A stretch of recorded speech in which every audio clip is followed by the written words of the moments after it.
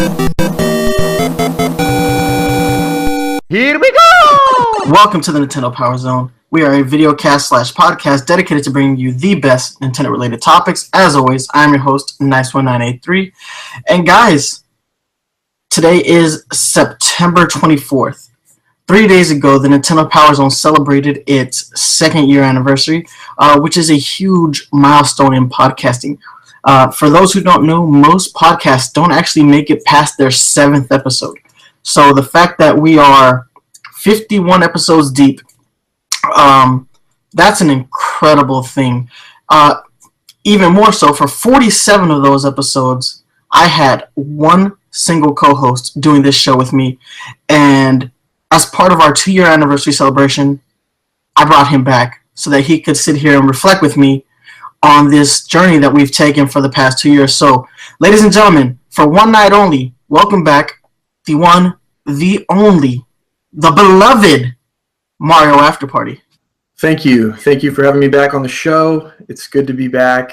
And I have to say that it is really nice now being able to listen to the show as a fan and just kind of sit back and enjoy it. And it's been great. I think that, your decision to bring in 3 new people on the show has just completely added a whole new dynamic to it, and with all these different opinions and points of view, it just really everybody brings something unique to the show. And even the last episode that you weren't able to do, I still found myself listening to it and feeling like, there's a lot of things that I didn't really know about. Some of the points they were bringing up about the Direct. I think it was JD. No, it was Jaden and Brendan. Jaden and Brendan. They were bringing up some good points where, I still read the news and do my research into these games, and they were bringing up things that I didn't realize, and I'm like, man, that's really, really great that I'm still, I can still listen to the show like a fan now and just, and find out new things that I didn't know before. So I've really enjoyed listening to the show since you brought in the council. I think it's been really great. Yeah, that was kind of the goal with the council. Was it's really hard to replace a single co-host after nearly 2 years and as many episodes as we recorded. Not that neither of those young men are incapable of, doing a good job individually, but I felt like it would be better to have, just a group of guys, and, it wasn't just guys. I reached out to the larger Nintendo community. I was looking for whoever wanted to do the show. But for those, I felt it would be better just to have a group of people on the show, with varying ages as well, because we look at Brendan. He's on the lowest end of the spectrum as far as age is concerned, so he actually brings up points that I just can't see as, a veteran gamer. And that was the choice, and it was something I had been thinking about doing for a while, but we were doing really well on our own, and I didn't see the necessity to do it, but when you said you were ready to move on, it was like, I can put this plan into action and see how well it works. And thus far, I have been so thoroughly impressed with the work ethic that these 3 young men have. They legit each bring something to the table, and they do so much work behind the scenes that I wasn't expecting them to do. My job has literally basically just become video editing. That was the shocker of it all. And I think that, in hindsight, it probably would have been a good idea to bring people on the show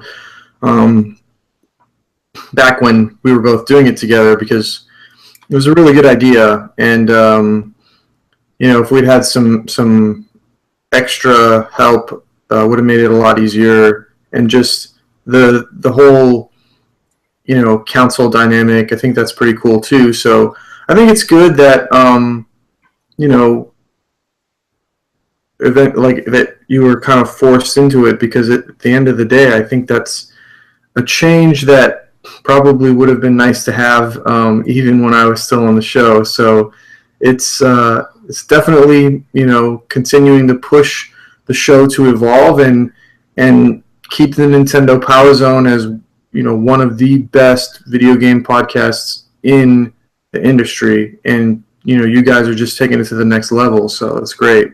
Yeah, the changes in the dynamics are very interesting. Like it's been very interesting, and like I said, what they've brought to the table has been really, really good. You have Jaden, who has like really strong leadership qualities. Takes a lot of like work off my shoulders so I was unable to commentate on the direct just because I was gone. I was in North Carolina. Had some things that had to take a lot of precedence over doing the podcast.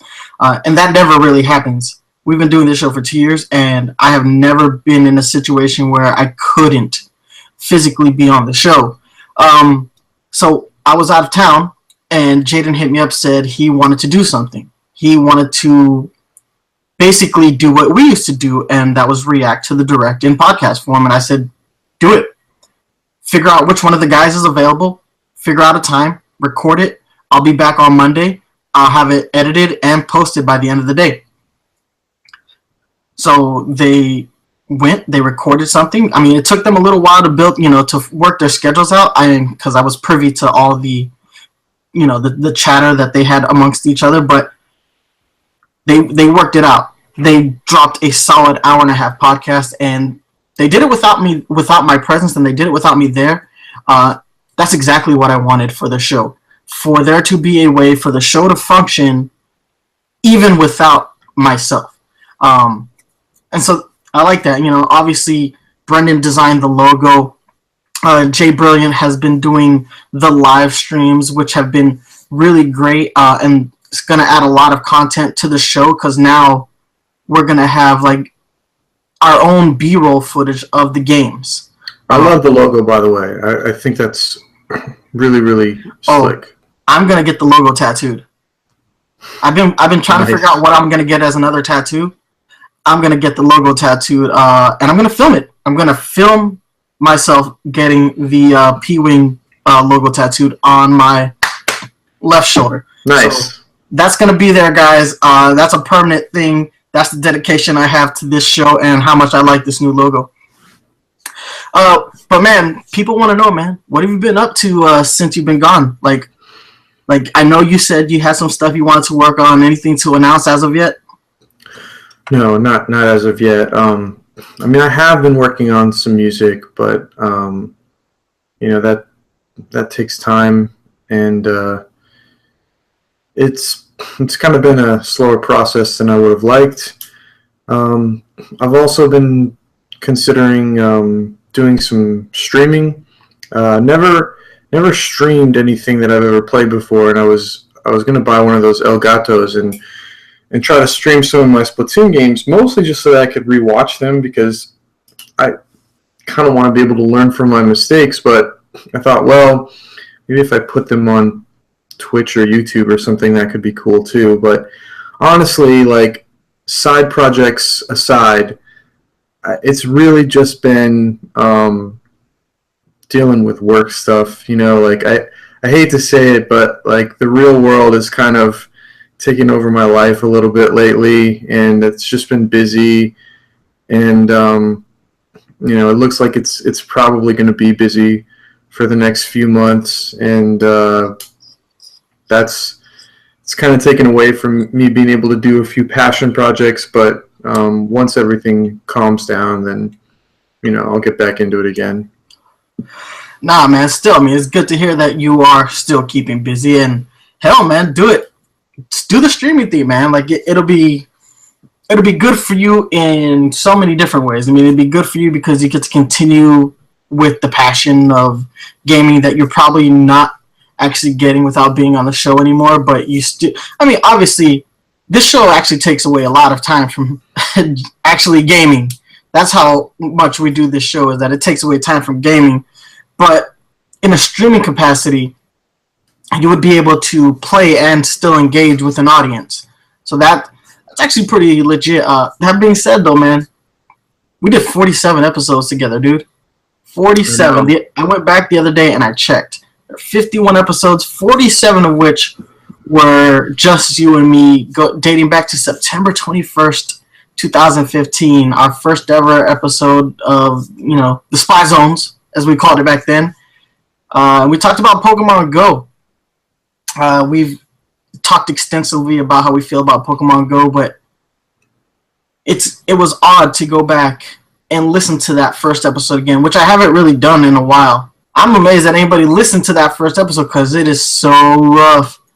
But no, it was a good memories, man. I just remember just sitting here doing FaceTime and just recording that audio and figuring out how to make it work. And now I feel like a professional by comparison, dude. A professional? A professional. That's right out of Splatoon 2, guys. Yeah, I think it was just kind of like right time, right place, right topic. Definitely the Pokemon Go.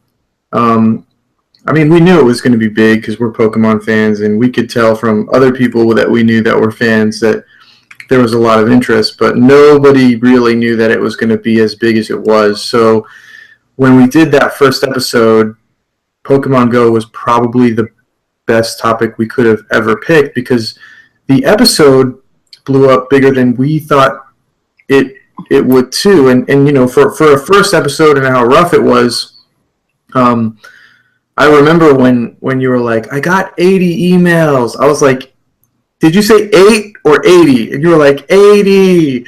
And I was like, what? Like, so there was a lot of interest just in that because people wanted podcasts that talked about Pokemon Go before the game even came out. And we were making all these predictions, which, a lot of them ended up coming true, and just the speculation about the game. And it was really fun to do. And I think that kind of just kickstarted everything. And so, after that, we got into our Smash episode, and down the line, eventually, we finally did a Splatoon one, and I think we were just hitting the right topics about what people wanted to listen to at the time, and then when you decided to create the Pokemon Corner so that we could do more than one episode a month, and we could kind of do like a smaller, maybe like 45-minute spin-off episode so that we could be like more bi-weekly. People really like that as well, and that was mostly because we did talk about stuff like Sun and Moon and other games, but that was mostly because of Pokemon Go. And Pokemon Go really, in the beginning at least, I think it was the reason for most of our fan base. It was down to Pokemon Go.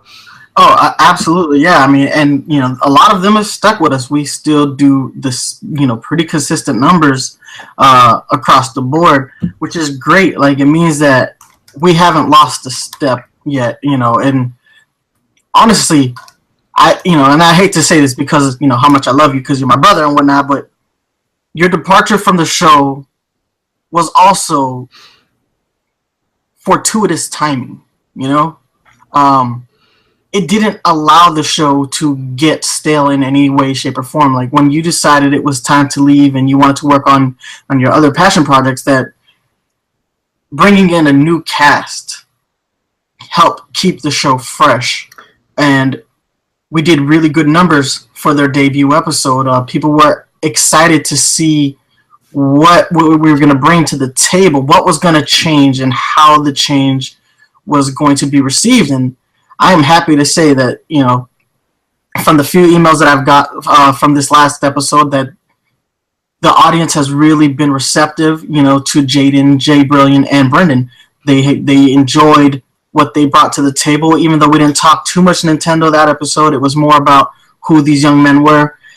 But they enjoyed, their individual personalities, and that ended up being something that actually took me by surprise. And sometimes I get to this place where, like, nothing that we do on this show will ever take me by surprise.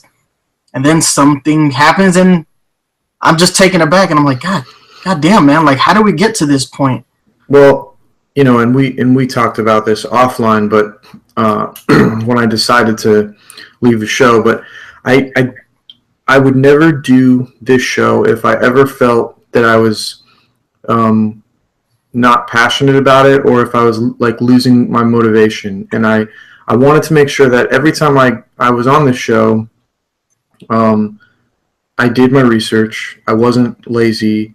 I was still, there was still that fire in me that cared about what we were talking about.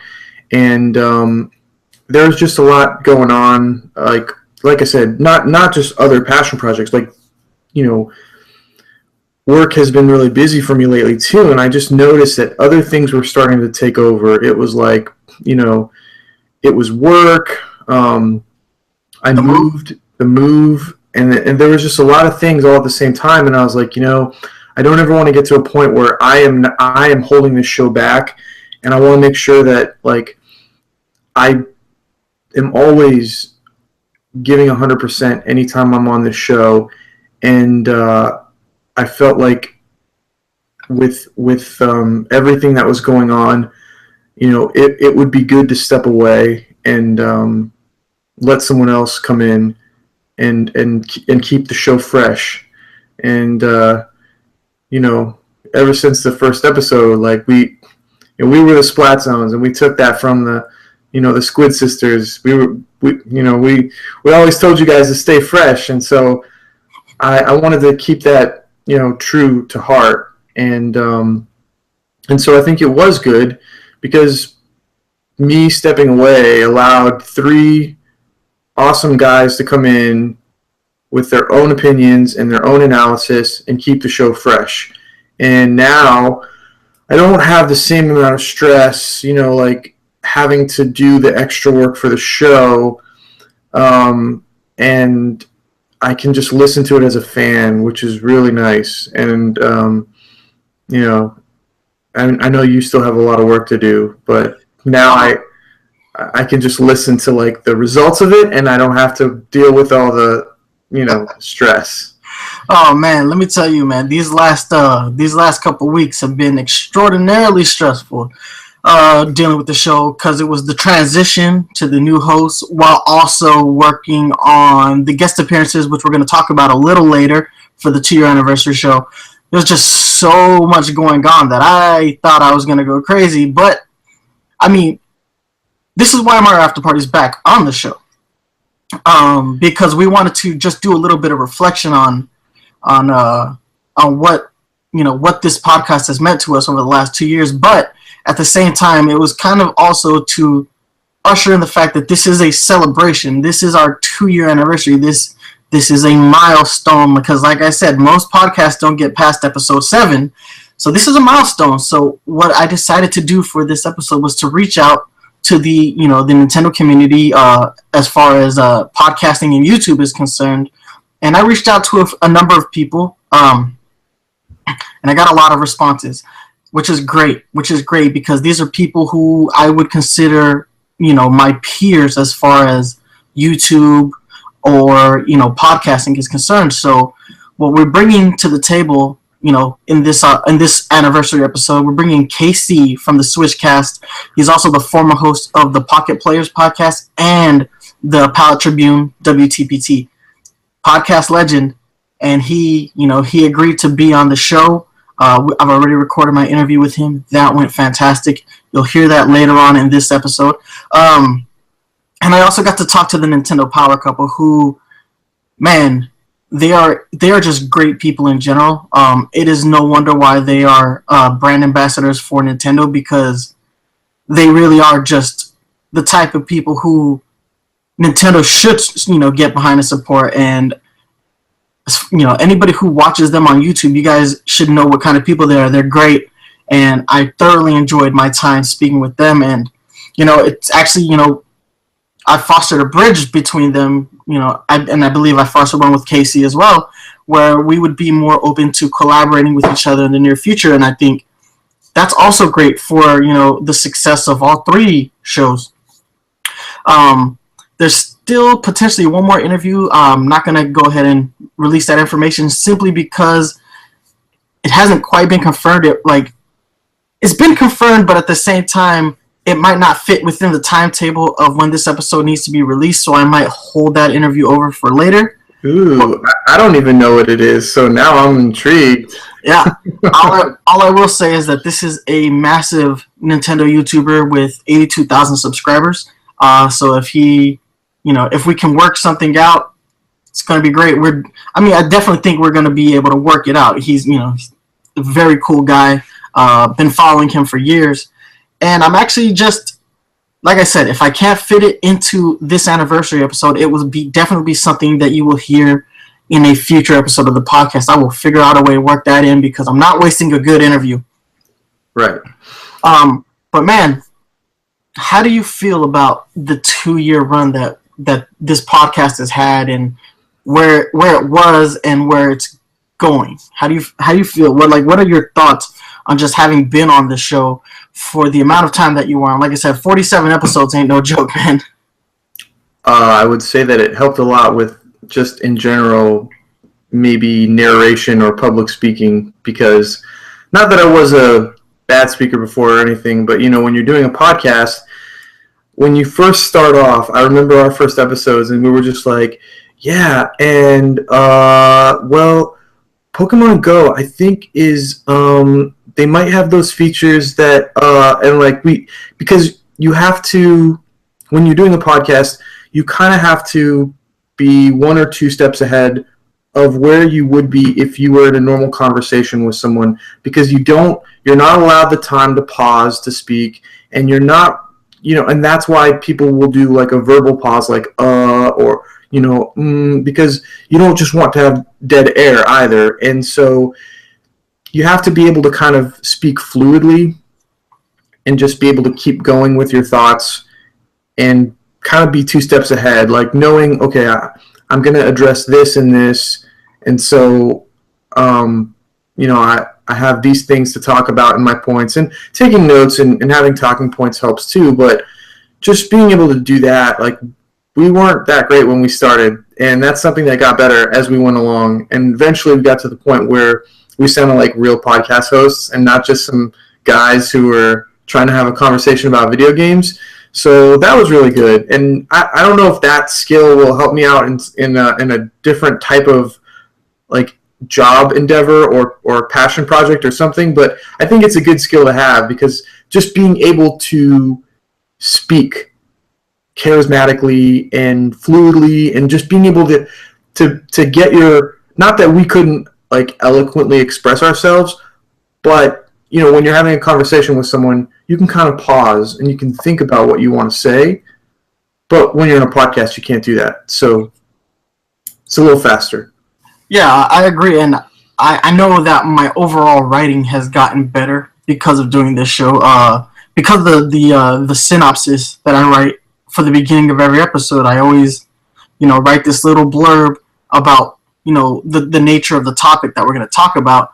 And I noticed that when I'm seeking out these interviews, that my writing, which I don't think I was ever really a bad writer, but my writing has gotten exponentially better just because in order to speak, as you put it, eloquently, I would have to write it in such a way that it would sound eloquent when I spoke it out loud. So my writing has gotten a lot better in that, and I honestly think that's helped, get me some of the interviews that I've gotten, like with Blake J. Harris and Tom Kalinske, obviously the Nintendo Power couple, KC, and recently I've been in touch with a Nintendo employee, former Nintendo employee, and that's something that may come to fruition. I don't know yet, just have to hope that this person, likes the content that they hear, simply because, this person has, a high standard of which that, and they don't just want to appear in a show that would be, that would denigrate themselves or Nintendo as a company, which, thank God, I don't think we've ever really, talked too much shit about Nintendo in a fashion that wasn't unjust. Well, we are, we're never hateful. We just provide criticism, and we always back it up. But at the end of the day, like, even in our episode of what's wrong with the Wii U, which is one of our older episodes, but if you're a fan of the show, I would recommend you go back and look at that one because there's a lot of kind of correlation between that and the Switch, and if you can kind of look back and see how we broke down why the Wii U didn't succeed, and you kind of look at where the Switch is going now, and you see that Nintendo has actually kind of done the polar opposite of everything they did with the Wii U.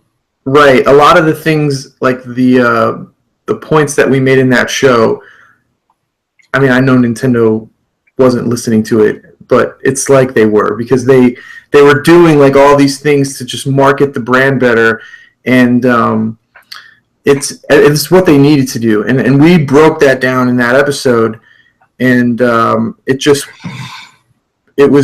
one of the better episodes that we've ever done. It's actually one of my all-time favorites. The only one that I think actually takes precedence is the Handheld episode, which we put in so much work into that episode that we didn't have a choice. That episode was going to be good just because of the sheer amount of research that went into it on both of our ends. To go back to what you said, like we are critical of Nintendo at some, there are some episodes where we're more critical than others, but at the end of the day, we love Nintendo. We both are Nintendo fanboys, and we say, like, for every bad thing we say about Nintendo, we probably say like 6 or 7 good things about them to make up for it. That's actually really true. We, one of the other things about being on a podcast as well is you don't want to appear to be biased, at least not. If you're biased and you're self-aware that you're biased, like we know we're biased towards Nintendo, but you're still open to other points of view, or you're still willing to criticize them when criticism is due, because when they mess up, we're willing to call them out on things, and I'm always willing to give Nintendo the benefit of the doubt because I'm a Nintendo fanboy, but when I see something that I don't like, or something that I feel like is wrong, I'm going to call it out, or I'm going to voice my disappointment. And that's one thing we try to do in the show as well, is not be so biased that we are not willing to criticize the thing that we love, and we want to be able to give you guys a fair opinion. So that's another thing too. We try to provide fair, open, honest criticisms, and even when we disagree, we're open to other people's points of view, as long as you can back it up with something, as long as you're not just saying, well, I think this game sucks because it's stupid. As long as you're saying, well, I didn't like the mechanics in the way that you control the character, or as long as you have something to back up your point of view with, and you're not just, giving something that's like, this is dumb because it's dumb. Like, I'm always open to other people's opinions on things. So, and that's just what we try to do here on the show. And that is something that is nice to see now that you guys have 4 of you doing the show, because now I can listen to 4 different opinions. And it's not just your opinion, which I usually know your opinion because I've known you for like almost 20 years now. So there are 3 other guys now that I can be like, okay, well, let me see what these guys think, because I don't know these guys. So it's going to be interesting especially when you guys start doing like reviews and breakdowns, like for Mario+Rabbids or Mario Odyssey or Xenoblade Chronicles 2, which, by the way, as much as I was like saying I was never going to buy that game, the last trailer looked so good, I might actually get it now. I was like, oh my god, thank you, Nintendo. You like took this little box of disappointment I had for that game and you just like threw it out the window. But yeah, it's going to be nice to see what your guys' reviews are for those games, and I'm really going to be looking forward to those episodes of the Nintendo PowerZone when you guys do reviews on that, because I'm interested to see what the 4 of you have to say. Yep, and those are all games that we, as a group, we've all decided that we're going to buy, we're going to play, and we're going to stream them as well. So there's going to be lots of new content on this show. Because this this great new staff, like being able to divide the work up. There's going to be a lot of newer content that we didn't provide before that we're going to provide now. And you're right, it's nice that they all have like their own opinions. Like they're not robots that are just speaking, good things about Nintendo. They speak their minds, which is great. But man, just to wrap things up, bro, I really appreciate the fact that you did this show with me. For as long as you did, it has been pleasurable all the time, and I got to hang out with my best friend in a completely different capacity than what we're used to. I mean, back in the day, we used to go out, we used to grab some drinks, play some pool. That was all. That was some good fun. I won't take that away. That's still good fun. We used to watch UFC fights together, all that good stuff. That was cool. That was the stuff that most friends do. But I don't think most friends sit down and say, "Think people will listen to us if we decided to talk Nintendo?" Well, we got the answer to that question. The answer was yes, and I don't. We did it. We did it for a while. 47 episodes deep. 47 episodes deep, we did it, and that shit was fun, man. Like, no BS, that was fun. And it's still fun. It's part of the reason why I'm still going, because I'm not done having fun with this. And I still have the same amount of passion that I had when we got to that 4th episode, because by that 4th episode, I knew this was something I wanted to continue to do. So, I'm going to be here for a while. Thanks for having me. It was fun, and it was a pleasure. And honestly, it is the reason why we have Mario AfterParty in the first place, because I had to come up with some kind of a gamer tag. Like, I didn't have a gamer tag or anything before this podcast, because I never came up with stuff like that. And so I was like, well, now I have to come up with something for the show, because I don't want to use my real name. And or my full name, I should say. And so, like, that is the reason why we have Mario AfterParty in the first place, because you decided to do the show. So the last 2 years, like I said, been great.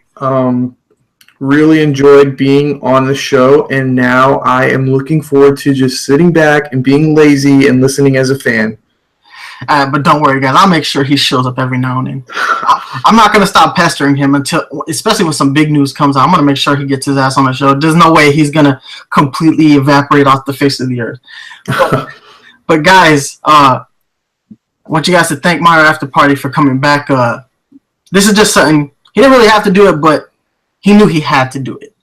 He had to, speak to you guys one last time in a more proper, way. Nice one threatened me.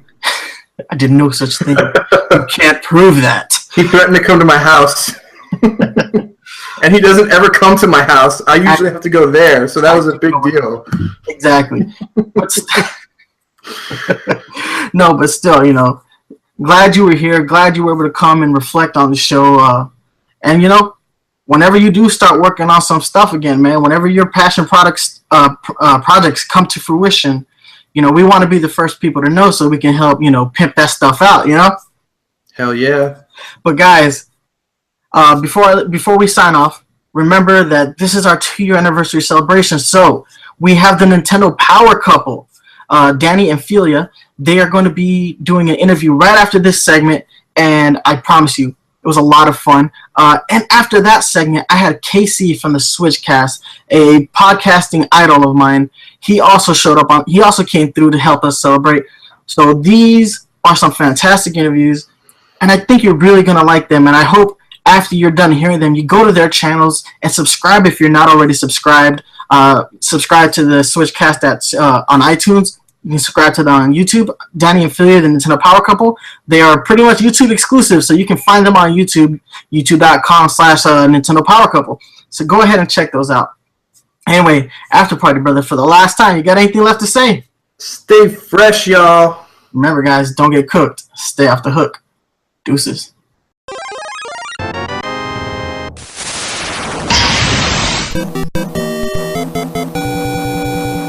Here we go! Welcome to the Nintendo PowerZone. We are a videocast / podcast dedicated to bringing you the best Nintendo-related topics. As always, guys, I am your host, Nice1983. And ladies and gentlemen, I promised you surprises for our 2-year anniversary. And I have 2 of them right now. I have with me Danny and Philia, the Nintendo Power Couple. Guys. Hey, everybody. Hi. Welcome to the show. I'm so happy to have you guys on. It is a true honor for you guys to be on the show. Thank you. so Oh, stoked that's to so be sweet. here. Thank you so much, and congratulations on 2 years. Thank That's you. amazing. That's amazing. Yeah.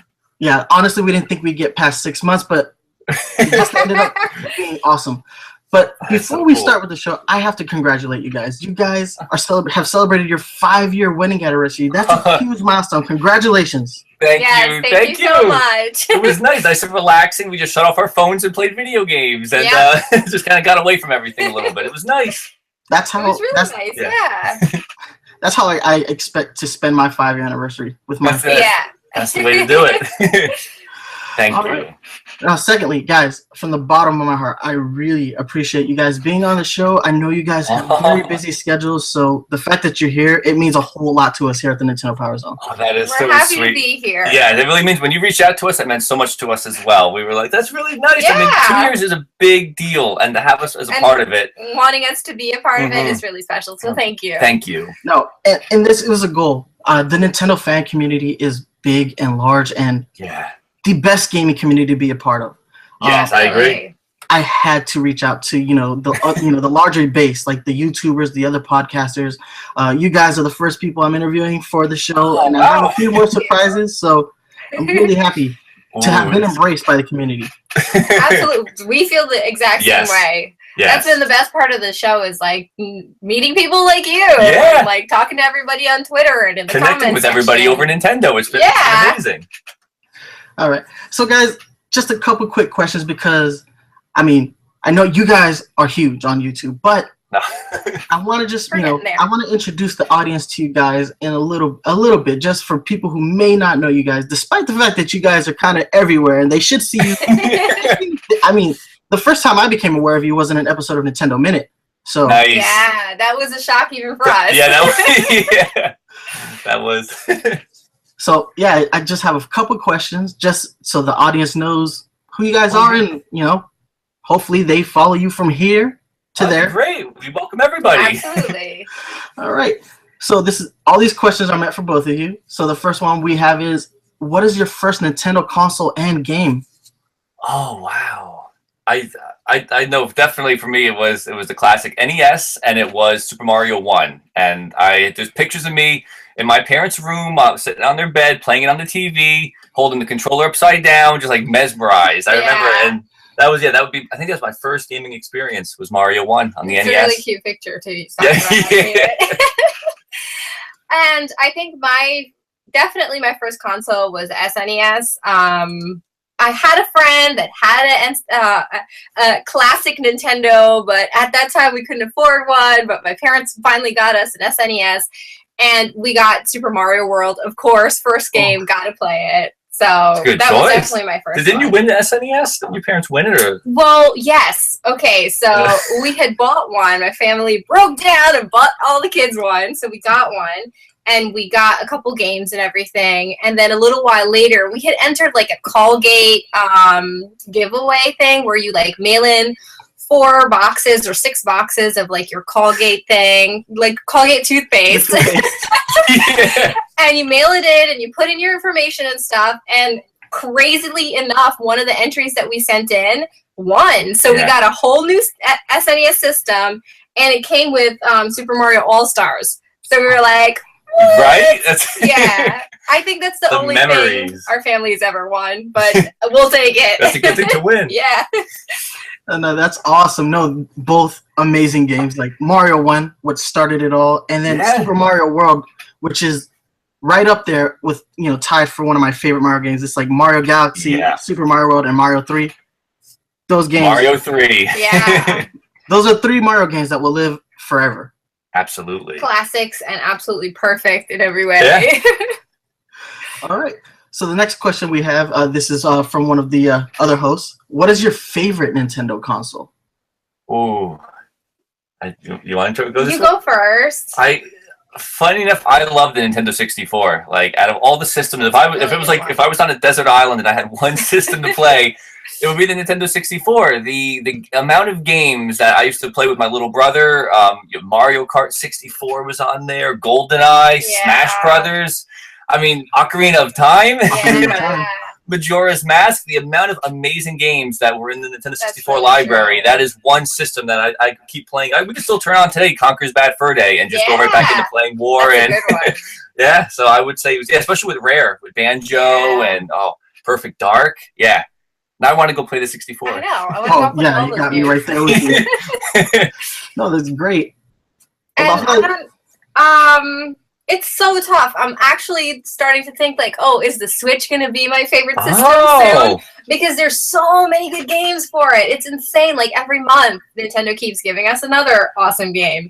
So it's getting there. But right now, I think it's got to be the SNES, just because that was my first system. Again, like every game on that system was great. At least every game that we had was great. Link to the Past? Link to the Past, favorite game of all time. Played it like a million times. Will play it a million more times. So yeah, probably the SNES. Awesome. All right. This is a tough one. Uh-oh. Favorite game? Ooh. It's so tough because there's so many good games, guys. Well, you did. But I think you recently changed yours, didn't you? Didn't you mention you were thinking about changing yours recently? Yeah. Yeah. So my classic, like, what's always been my favorite game of all time has always been A Link to the Past. That was my first introduction into the world of Hyrule, and it's like I can play that game over and over and over, and I would never get bored of it. But now Breath of the Wild is so good. It's like, it's right there. It's right there. I can't tell yet. That's where if you can't find her, she's playing Breath of the Wild on the Switch. Be like, she's playing Breath of the Wild on Switch. Yeah. It's so hard to like compare that game to the other games in the Zelda franchise because it turns everything on its head, and I'm almost in the same place. For me, it's Ocarina of Time. Ooh, but then I think about how amazing Breath of the Wild is in the scope. Yeah. And I'm like, if we're just talking about scope, yes, Breath of the Wild blows it out of the water. But if we're talking about like story and gameplay and like just that nostalgia of seeing Zelda in 3D for the first time, like we'll never get that back. No, we'll never get that back. There's not enough 2D franchises that go 3D that nowadays that will ever get that chance to say this is what it looks like in 3D. I'm getting chills just thinking about it. I got chills right there because I remember seeing Mario for the first time with Mario 64 and being like, this is what the games look like now? Like from going from Mario on the Super Nintendo to the 64 and running around by Peach's castle and swimming. I mean, that's... And jumping. Yeah. And like, oh gosh. Yeah, that's amazing. Yeah. All right. And you, favorite game, Danny? Mario Brothers 3. I tried to. It's like, next question? No. Mario Brothers 3. And it's mostly Tanuki Mario? Tanuki Mario, but it's nostalgia because it was one of my first birthday presents my parents got me. And it was, Mario 1 was the classic. Mario 2 was just a different game with the Mario skin over it. Mario 3 I felt was like the first Mario game where you had different worlds. You had the Sky World. You had pipes. You fought Bowser in this amazing and you know, I remember like watching him trying to jump and land on you, and you have to like dodge so he goes through the bricks, and it was like it felt like a true Mario game. Like this that was. Conversation's gonna make me want to like go back and play all our. I think so. I think after this we gotta. You come home from work. We're gonna start playing some games. Exactly. Hook up the NES Classic and right. Or the Super Nintendo. That. We totally did that. Yeah. Did you? By the way, did you get a Super Nintendo pre-order in or no? Were you lucky enough? I did. But lucky. A nightmare. It was a nightmare. I tried Target, I tried Best Buy, I tried Amazon, I tried GameStop online. Then they tweeted out 15 minutes after their website went live that they had physical retails in store. I'm lucky the closest GameStop is like a 10-minute drive, and I turned that into like a 4-minute drive. Little F-Zero going there, just just zoomed on, and so far it's still there, but good. It's been a tough challenge. Yeah. We were asleep when they went up, so we didn't get any. The ones, I guess, what was it? I think Amazon was like at 3 in the morning or 1 a.m. and we weren't up for that. And then I went up at Walmart and our friend texted us and I put my phone down and then I didn't see it until like 10 minutes later and it was already gone by then. GameStop, by the time I got to GameStop after work, they were sold out. I came in, it was already people like waiting to like, put their orders, and they were telling them no. So I'm like, I'm not getting it. So right now we don't have one. but we're hoping to we're hoping to like Toys R Us. We might have to go line up at Toys R Us. Hopefully, it's gonna be crazy. Yeah. I hope we can get one. I need to get one. I need Star Fox too in my life. That's what I need to do. I love Star Fox. So just a scary proposition. After I got my pre-order, the GameStop manager said that was the last pre-order. Wow. I ran out of the got store. lucky. I was like, I need to leave. Well, we had kind of a similar thing with the NES. We waited in line at Walmart, and for the midnight release, there was like 14 people in line, and they told us to go home. They said we only have 12 in stock, so we said, well, we'll stay here and watch everybody get one, and it'll be fun. We'll be part of the experience. We lined up 15 minutes before midnight, so and Walmart's right down the road, so I'm like, it really doesn't matter. We're here, we're awake, it doesn't matter. So the person in front of us left, making us number 13 in line, and then somebody's credit card got declined. So when they got to walk away, they said, whoever's the last person in line now gets one. And that's how we got our NES. And I did the same. I'm like, what if he's in the parking lot? Like, we got out of that store, like rushed to our car and left before anybody changed their minds. It was like, because he was mad. That guy was waiting there for like hours, like 2 or 3 hours. And he tried 3 times, and they were like, your card's declined. You have to move on, sir. And that's how... I mean, it was his sad story, we felt really bad for him, but really happy for us. That's the only time we've ever seen an NES Classic, really. Like I think the one we gave away for the Christmas one we did. That was through Best Buy. That was our second one. But the first one was the one that we got, and I've never seen one in retail after that. I saw a few. Really? During the initial restocks, I actually picked up one for my brother, one for my friend. Nice. Wow. Had to keep changing shirts because they had that really hard like one per customer. Yeah. That's not me. I was wearing a red shirt before. I'm wearing a blue now. Put a wig on. That's why I always keep extra shirts on hangers in the car. Just in case. I like that. All right. So back to the questions. This is my question. What is your favorite Nintendo, or who is your favorite Nintendo character? Oh. Well, that's easy for me. It would be Link. Yeah, why? Why? Because I want to be him! Well, that's the cool thing about Link is, and more representative than any other Nintendo character, is that when you play as Link, you are Link. That's, well, up until Breath of the Wild, you could name him whatever you wanted, so that was your experience more than it was his. Which is funny enough because I always named him Link. Me too. I was always... Even if I had the second profile on the system or whatever, I would be like Link with a little asterisk on it or something. So it's still Link.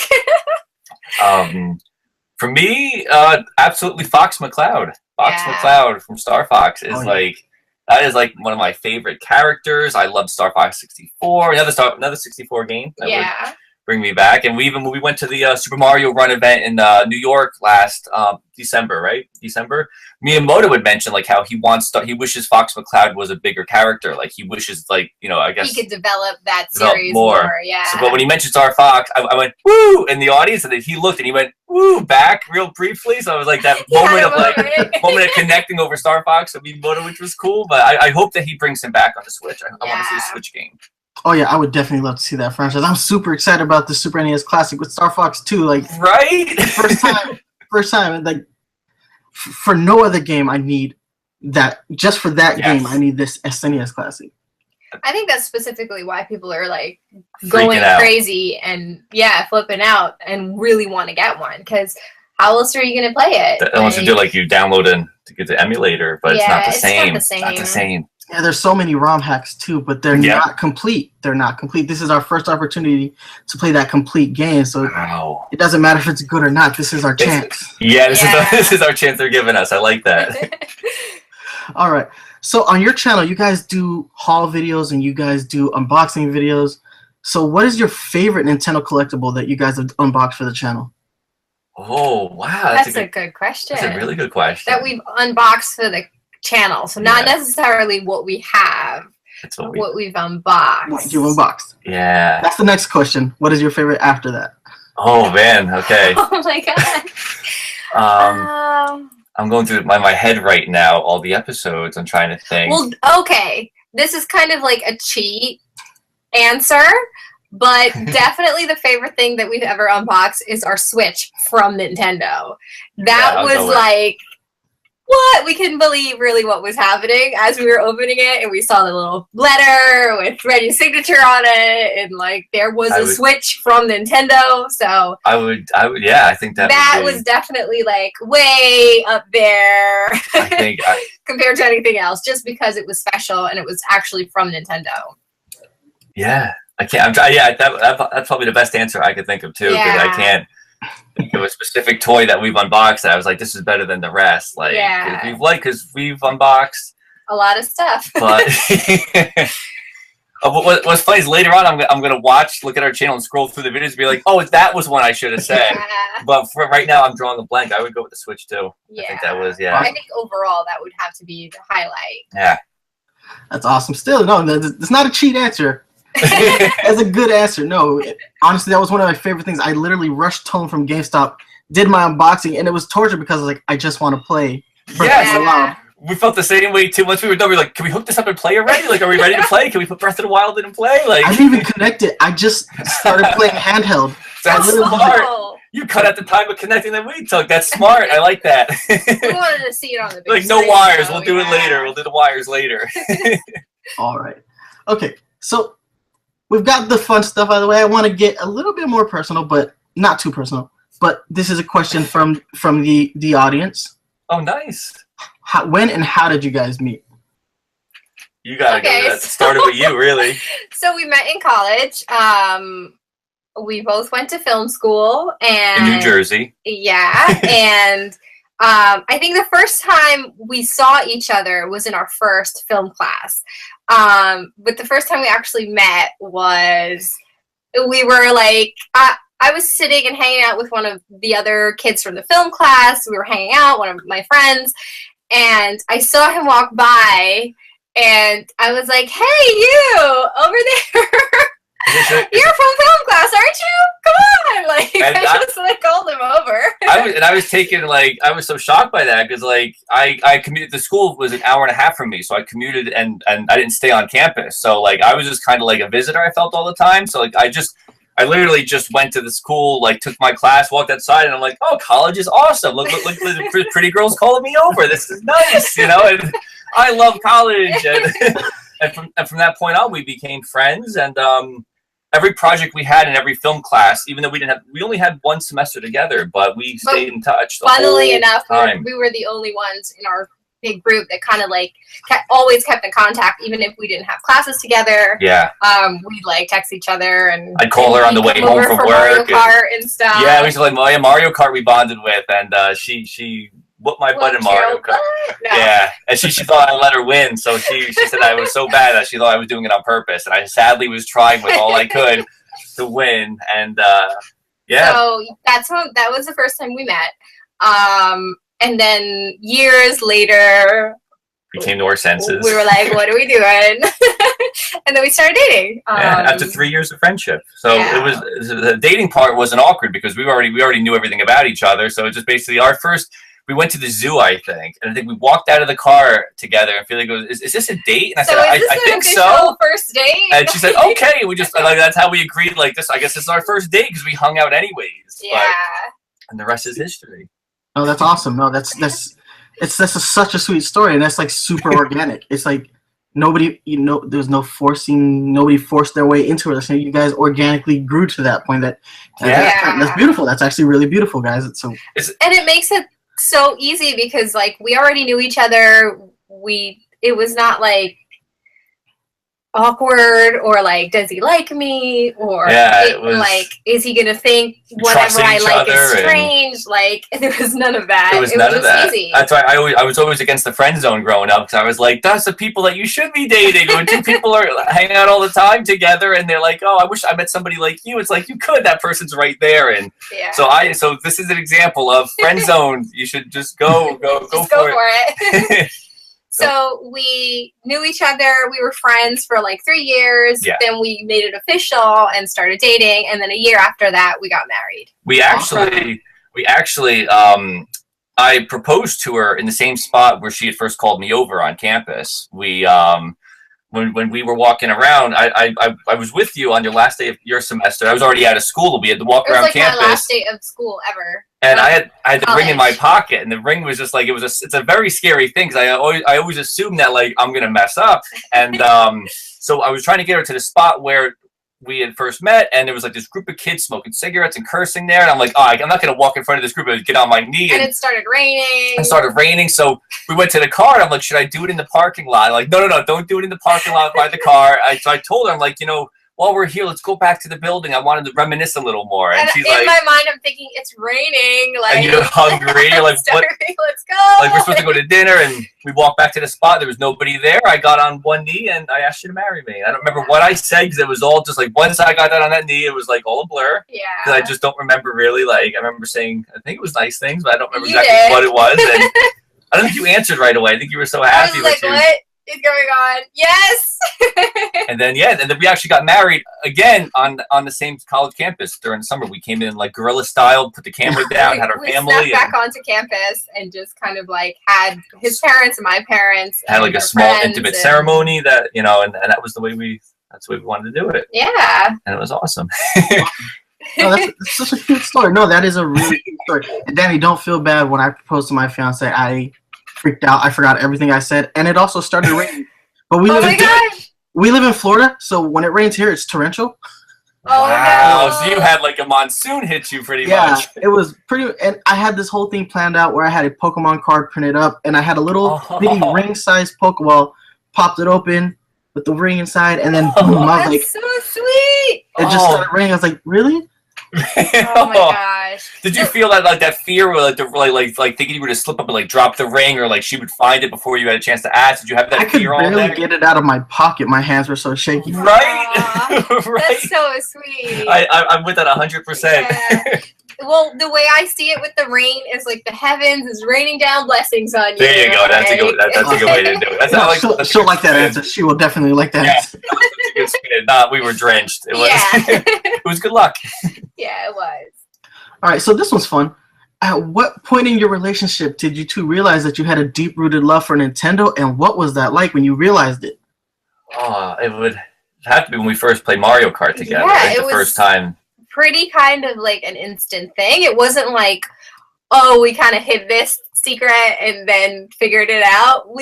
That's the great thing again about being friends from the beginning. It was like we already knew that we were, kind of nerdy. Yeah, kind of nerdy. I'm going for it. Embrace it. And we had, we played Mario Kart and video games, and like we had conversations all the time about games. So it wasn't like a secret thing that we discovered. We already kind of knew that about each other from the beginning. Well, it's funny because like in high school, I remember almost sadly like hiding the fact that I like video games. Everybody was like, girls don't like guys who play video games. So it was a kind of thing where it was like I didn't really embrace it as much. Like I would go home and just play nonstop until I would go to sleep. But at school, like I wouldn't be wearing Nintendo shirts or anything like that. And then when it was like an affiliate, I'm like, oh my god, she loves video games too. I don't have to hide this. I'm like, look at this, we can play Mario Kart together, and like it was just that was awesome. Yeah. And it still is awesome. We still play games. Girls game too, Yeah, I love that. And we can kick your butt, Yes. Yes. So true. I was like that in high school too, and I think I maybe had it worse because I was a jock in high school. Oh wow! I was on the wrestling team, the soccer team, the football team, the basketball team, and I played football. Wow! All 4 years of high school, so even harder harder to keep it the nerdy side of me down. And then in college, I was like, I don't care anymore. I played all those sports in high school too, but they were on video game consoles. I played Madden, I played FIFA. Oh, yeah, athleticism.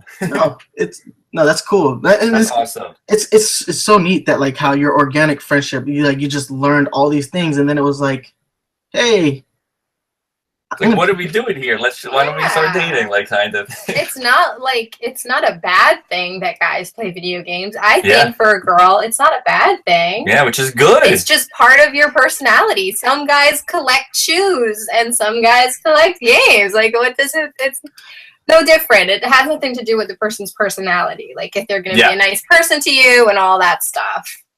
The stuff that matters. I like that. All right. So, I know we're getting close on time, so I'm going to... Oh, yes. You're good? No, I was going to say, I'm going to fire sale these questions out real quick. Oh, fire some off. All right. What are the favorite games you guys play together? Ooh, Well, Mario Kart definitely. Mario Kart definitely. But I want to do the one that's going to get a lot of hate on it. Oh yes. Okay, yeah. Ironically, we like playing it. I know everybody was going to be like, "Ah, bad game." Everybody hates this game. But Amiibo us. Festival, Animal Crossing Amiibo Festival, because it's not like a great game. I would not recommend it for like parties or anything, but like for couples, like we play it where we just kind of like we tap our Amiibo, we talk about our day. Like it's like a nice, easy, like you don't have to think. You just kind of, and we love Animal Crossing. So we love Animal Crossing. It's we cute. have all the Amiibo, and sadly, we paid full price for all of them. Oh yeah. And now they're Every like game. $2 each or whatever. But we enjoy playing that together. So that's a game where we're like, you want to get like a cup of tea and play Animal Crossing and talk about our day like that. And I know everybody else is going to be like, that game is horrible. But it's like for us, that's the game that we kind of bond over. It's kind of great for couples, especially like if you come back from work and you're really tired, but you want to relax and play a game, but also have some like time together. It kind of does everything in one, because you can kind of like sit down and relax and chill and play a game, and you feel like you're getting some of that game time in, but you're also getting some bonding time in. So it works out perfectly for that. I think that's probably the answer. Yeah. Oh, see, it's for me and my fiance. It is Splatoon. Like, there has to be dedicated Splatoon time, or there's no game time. Now, a good one. Who's better at Splatoon, you or your fiance? Depends on the mode. It really depends on the mode. Yeah. At Turf War, she is godly. Whoa.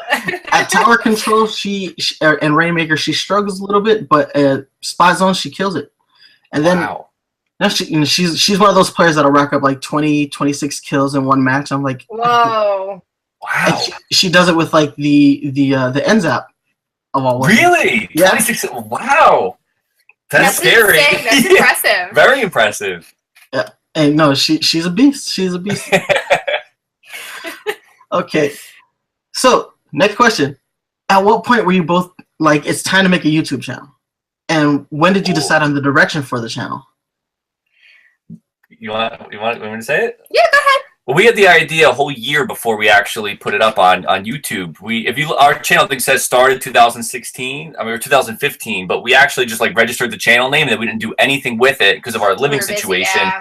And we actually used to work for 2 years on America's Got Talent on the NBC show. We did for the first year, we both did production assistant work, and for the second year, we were bumped up to being post-production managers. So we managed the editing department. Like you'll see our names in the credits. You'll see us in like different shots in the background and stuff. There's a Howie prank video that Ophelia's in that they used her next to Howie Mandel. They needed like an extra, so sometimes they use like whoever's available. Who's in the area? Like, I'll go over. So we did every time they came to New York to New York. We would jump on it, but they were stationed out of LA. So what happened? We worked on other like reality TV show productions during like a 3-year period. Yes. Going from one job to the next, sort of doing similar things. I did Hotel Hell with Gordon Ramsay was one that I was on, and I did R&B Divas with Wendy Williams. She did the Wendy Williams show. That was a fun show to work on. But after Howard Stern left the show, they decided not coming back to Radio City anymore. They're going back to LA, and we wanted to stay here. This is where our family is, and we didn't really want to go to LA right away. So, and our attitudes we had were that if we worked twice as hard, or I'm going to say it wrong. If we work half as hard thank you. There you go. as we do for these productions, because we were up really early. The hours were insane. 18+ hour days, no sleep. We were like really hustling, grinding. 6 days a week. The work was so intense. And if we every like night we would come back on the bus together and talk about like what we want to accomplish in life and what our goals and dreams are, and we got to the end and we were just basically like, if we work half as hard as we're working for these other productions, but we work for ourselves, what can we do? What can we build? And we own from being in film school, and I used to shoot weddings and edit wedding videos. So we have like equipment we've accumulated over the years, over like a 10-year period probably. Yeah, wow. So it's like we have lights, we have the camera, we have the sound. So it's like we have everything. We know how to run everything. What if we just, did something for ourselves, and then we came back to the show? And like we said, we're really interested in film and went to film school, and we have ideas for short films, for feature-length films, but in order to do those things, we need a lot more resources than we have available right now. Not just, you know, obviously to be able to finance it, but also have, you know, some connections and be able to do it in the right way so we serve it justice as well. So instead, like, it was either like, okay, do we make our own short film and try to get that out, or do we try to do this other idea that we had for our Nintendo YouTube show, combining our two loves, Nintendo and filming. So that's because we also have to pay our bills. So we, you know, do our regular day jobs, and we both have day jobs. Building the Nintendo Power Couple show. Yeah. So we actually get to, you know, have fun and do the two things that we really love doing, producing, you know, film, video related content, and play video games. And we were new to the whole YouTube thing. Like, we were learning as when our first episode went up was Mario Kart for the Wii U. We were learning YouTube as we went along, like how the analytics work, like how just everything. We were kind of we still are learning, like whatever. There's a lot of things that we are still kind of like talking to others about, like, so how do we do this again, and like what does this mean? But, and that's another thing. The community has been so amazing and embraced us so like beyond expectation. Everybody's been so nice and so helpful and so willing to just like chat, and it's been a really great experience, the whole thing. Absolutely. No, that's such a cool route that you guys took. See, I just wanted to talk Nintendo with my friends. Like, so that's such a different route, because I was already doing it, and we would have these heated, intense debates, and we're like, you think people would listen to us talk about this? Yeah. That's cool, though. That's really cool. And you made it into something. That's really great. Yeah. And look at 2 years later now. Yeah, and we just added 3 new hosts to the podcast from the community. We reached the community, and they're the ones who came up with the majority of these questions. And I'm, you know, I wish they could be here now, but they're all doing at work right now. Unfortunately, I'm the only one who works from home, so nice. That's easy for me to do this stuff. Okay. We're looking forward to meeting all of them eventually. Yes. Definitely want to do some more stuff with all the Nintendo YouTubers and have us all do something good. That's what we were like, really impressed and surprised and amazed by the whole thing, because once we decided, okay, we're going to go 100% into this, let's do it. We started our channel. Like we said, we didn't really know how to go about doing it. We just kind of figured it out on the run. But it was amazing because within a very short period of time, like Nintendo reached out to us, and then like within this whole like roller coaster of insanity happened in a very short period of time. Yeah. That's a good segue. My next question. You two were named the official and brand ambassadors for Nintendo. What was that moment like? How did that feel, and how did they present that to you?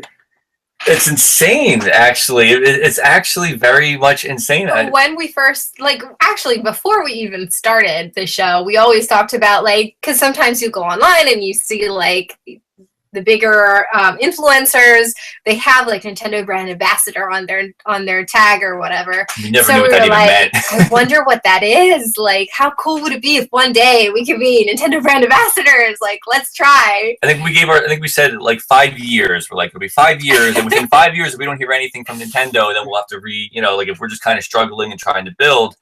And if we had like no response from the community and nobody wants to see our show, okay. And what happened was when they did the Nintendo Minute thing with us, they reached out to us, not Nintendo directly, but a representative for Nintendo reached out to us and said, do you want to come in and play Woolly's World? And would you be available for a Skype session afterwards, a couple days later to talk about what you thought about the game? And we said, sure. And absolutely, anything you want. We brought our giant Yoshi into the city, and that's when they surprised us with the Switch. And they said that they were, we thought it was like a focus group. Like, we thought we'd be part of like a big group. So we were like, if we bring Yoshi, we'll stand out maybe. But we didn't realize it was a one-on-one thing. And we met Corey from the Treehouse, and he walked us through Breath of the Wild, and his whole whirlwind. And once it was all finished, they took us out into the hallway and said, they gave us a letter from Nintendo saying, Nintendo said, thank you for playing Switch today. We're going to be sending you one at launch. So we're like, oh wow, okay, that's amazing. Like, and we thought that was it. We said, okay, this is amazing. We can't. This is the highlight. This is the highlight. We're done. Year. We made it. But then they sent us Woolly's World in the mail, and they said, if you want to review it, here's Woolly's World, because we told you to come for the event. So we reviewed Woolly's World, and they started sending us more games and bringing us to other events. And we started saying like, okay, this is really cool, but we didn't know because that's what a brand ambassador does. They usually send them the games and bring them to events. So when we asked our rep, we eventually got a rep through Nintendo. We asked her like, can we say we're brand ambassadors? And she's like, not yet. We're going to officialize it.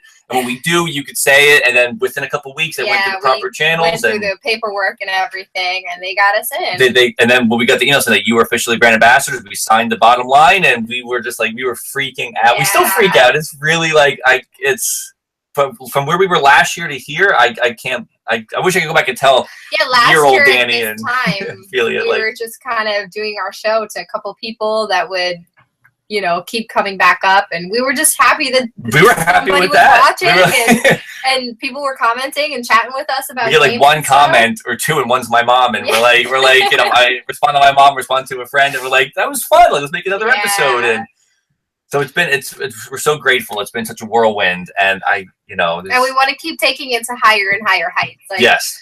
We have bigger goals now and ideas and so many ideas, but like we said, we still have our day job, so we're slowly trying to transition to make some income from the show and be able to put more time in and get some more creative episodes out for everyone. Absolutely. Because so far people have been having like great responses to what we've been putting out, and we have so many more ideas. Yeah. Even like the Nintendo Vations, we have other ideas, but we just haven't had the time to put them together. So it takes a long time to stop animate. No, that's so cool. No, and that's what actually put you guys on my radar. I was, was watching Nintendo Minute, and I saw the bait and switch. And I was I like that, the bait and switch. Yeah. I like that. I like the bait and switch. I was like, oh wow. And from there, I was, I saw that you guys had your own channel. I was like, oh, these guys are cool. Oh, they do stuff. Like they do a lot of what we do, but they, you always have different opinions. So it's like, that's so cool. I love watching. That's one of my favorite things to do is watch other people's channels who do what we do here, and it's always like, there's always that one aspect of something that I don't see that somebody else sees. Absolutely. And I'm like, you guys are awesome. I was like, I'm gonna see if I can get them on the show for our 2-year anniversary. Thank you so much for watching and for reaching out to us. We really appreciate all of it. We do the same thing too. We actually, even if we play a game and review it ourselves, also read, I'll watch Game Explain's review of it and IGN just to kind of see what other people thought about it, even though we've already played it. Yeah. And sometimes they'll do the same thing. They'll have a different opinion, or they'll mention something. I'm like, I forgot about that. Or even you were doing the unboxing of Rabbid Peach, right? Yeah. And I was at that, and just the whole thought of she's the only one that can't stand up without the base. I was like, oh, I didn't even try that. Yeah. And it's always I always struggle with the unboxing because it's like, how much do I talk and how much do I display the figure? It's a weird balance. So I'm always, especially with these 4 rabbits, because there's so much character in these figures that I was like, there is. I need to describe how I feel in this moment. And all my unboxings are so off the cuff, even though they're still images. I'm recording as I'm, feeling the figure and just all that detail. Cool. And when I put her down and she just flopped back, I was like, oh no. I was like, she can't stand without her base. Yeah. Even you mentioned in the Rabbid Luigi video too, you said about how he's the only one that's not wearing an actual costume. He's kind of wearing an oversized green robe. Everybody else has the outfit that looks like the person, but he kind of is wearing a long T-shirt, just a green T-shirt. I never even noticed that. I hadn't even thought about it. Yeah. So that's what you're right. It's absolutely cool to kind of compare opinions and see what other people think and try to get a more rounded look at things. I like that. Exactly. No, and that's really. For people who don't know, I reached out to you guys over a month ago, and it's little by little we've been making sure that we could get on the same page. Guys, I just want you to appreciate how important this is for me to have them here, because coordinating with other YouTube, celebrities, and you guys know that I've interviewed Blake J. Harris and Tom Kalinske, both legendary video game industry, members. Coordination is so difficult. So the fact that they're here and taking time away from their own channel is so important to me. Because they have their own channel, they have their own responsibilities on that channel, as they've detailed here, and the fact that they're even watching my videos, I'm here right now. We just appreciate that you reached out and that you wanted us to be a part of this big celebration. I'm glad we could be here. I'm glad we could have made this work. I'm glad. Thank you for adjusting your schedule to the week beforehand too, so that we could we can line this up and everything, because we've been looking forward to this too, and I like this. This is I love answering questions. Yeah, I love really chatting cool. with the Nintendo community. That's been the best part of Yeah, it. Yeah, they were really cool questions you guys had too. I love them, like the audience ones and things I would never think about. Yeah. All right, so I just have 2 more questions. Go for it. So this month for our regular show, we're doing a deep dive for Mario+Rabbids Kingdom Battle. Yes. And you guys have been streaming the game. I just want to know, what is your favorite moment from the game, and which rabbit has stolen the show for you thus far? Oh, we know the rabbit obviously, easily. Rabbid Peach is the best sassylicious person ever. I think she makes me laugh the most. Whenever any cutscene that you watch or anything that involves Rabbid Peach, it's always hilarious. We just fought the mid boss for the first world, and I don't want to spoil it for anybody who's not watching it, but they show what she's involved in the cutscene, and like she's always like, even though she's getting beat up, she takes selfies of herself in the middle of it, like poses and then that quick, and it's just always really funny because it kind of really encompasses our culture these days, anyways. Oh my gosh, yes. Even after you beat the boss, after you beat the mid boss, Take a she still picture. takes a picture with the beaten boss. Like, it's really funny. Yeah. I would say Rabbid Peach, Definitely. I think, cracks us up the most. Definitely. Yeah, she's actually my favorite too. Plushie. Why, you want a Rabbid Peach plushie? Yeah, definitely. It's just love this game as a whole. I'm a little bit further along. I'm on the last world, but wow. Yeah, deep dive. I have to beat it. Yeah. The game is just it's so much fun, and I never would have expected it, but I love it. And it's season pass now, so you have more content on the way, which is amazing. Like new co-op maps, new story. Like, I love the fact that there's more content due out. Yeah, we've been dying to play more too. It's just there's so many games coming out. How do we manage time? We've been playing Monster Hunter Stories and Metroid Samus Returns for review. So that's taken up most of our time since Rabbids launched, so we're trying to like sprinkle in Rabbids, but we also want to try to get the reviews prepped. Yeah, we've been playing it together. So yeah, I'll play one boss area, one battle area, and then he'll go on and play. We swap back and forth, kind of like how co-op mode works a little bit, but we do a single player but play together. Yeah, one controller, take turns, and just play through and strategize together. So the Super Mario Brothers style of gameplay from the NES.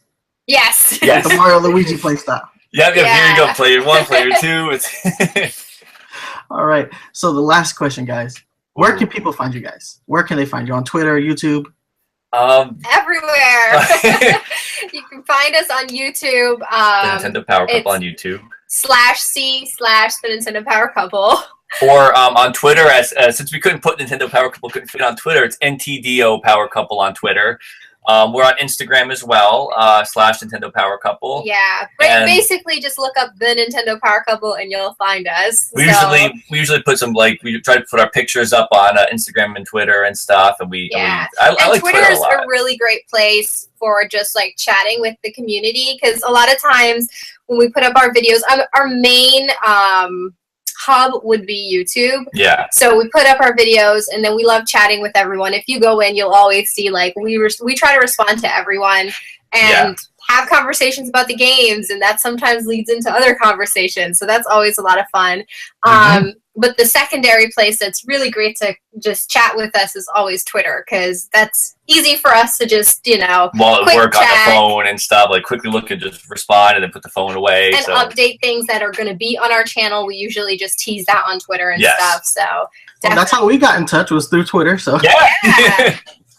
That was great. No, and guys, I implore you, if you're watching the show, you're listening to it, go to their stuff. They have excellent videos. They really do. And Thank you so much. They're a fun couple, and you guys should really watch it. And if you haven't seen an episode of Nintendo Minute, you need to watch that bait and switch episode of Nintendo Minute. Because they walk in there with the giant Yoshi. I know. We legit thought it was for Yoshi Woolly World. We were ready. We were legitimately shocked too, because when the door opens, they had lights and cameras right there. So like you walk into just a light.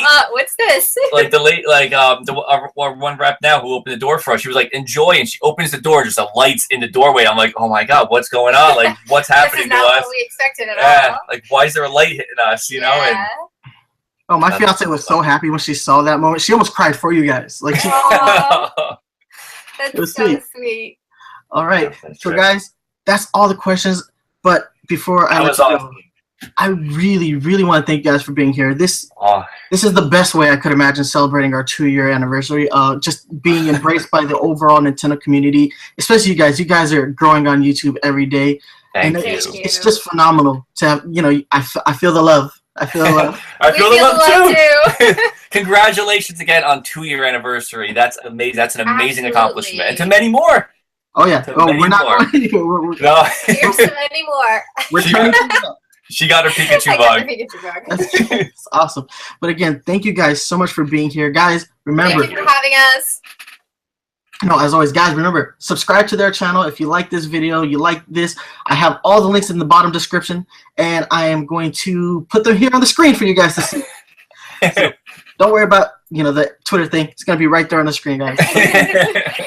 Thank you so much for being here. I really, really do appreciate it. Thank and you so much. love the fact that we got to sit down here and just talk it out, because it was fun. Yeah, can we do this again too? Yeah. We'd love to come back and do it again with you guys. Oh, absolutely. We'd love to have you, especially when the rest of the panel's here. We'd love Yes, to yes. have us all here reviewing a game, and actually have a challenge for you guys. If you guys are getting Pokken, one of my co-hosts has issued a challenge.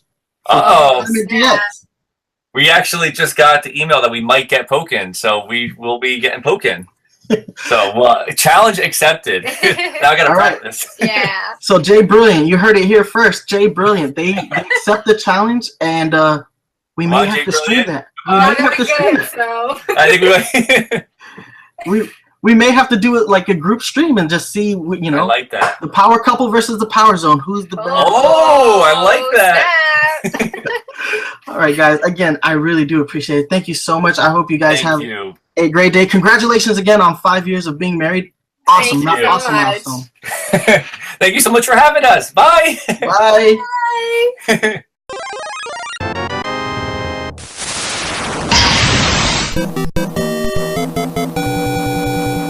Here we go! Welcome to the Nintendo PowerZone. We are a videocast/podcast dedicated to bringing you the best Nintendo-related topics. As always, I'm your host, Nice One. And guys, our 2-year anniversary celebration continues with yet another surprise guest. I know last time we brought you guys the Nintendo Power Couple, but this time we have podcast royalty on the show. The former host of the former host of WTTT, the former host of the Pocket Players, and the current host of the Switchcast. We have KC. How are you doing, KC? You do me great honor, sir.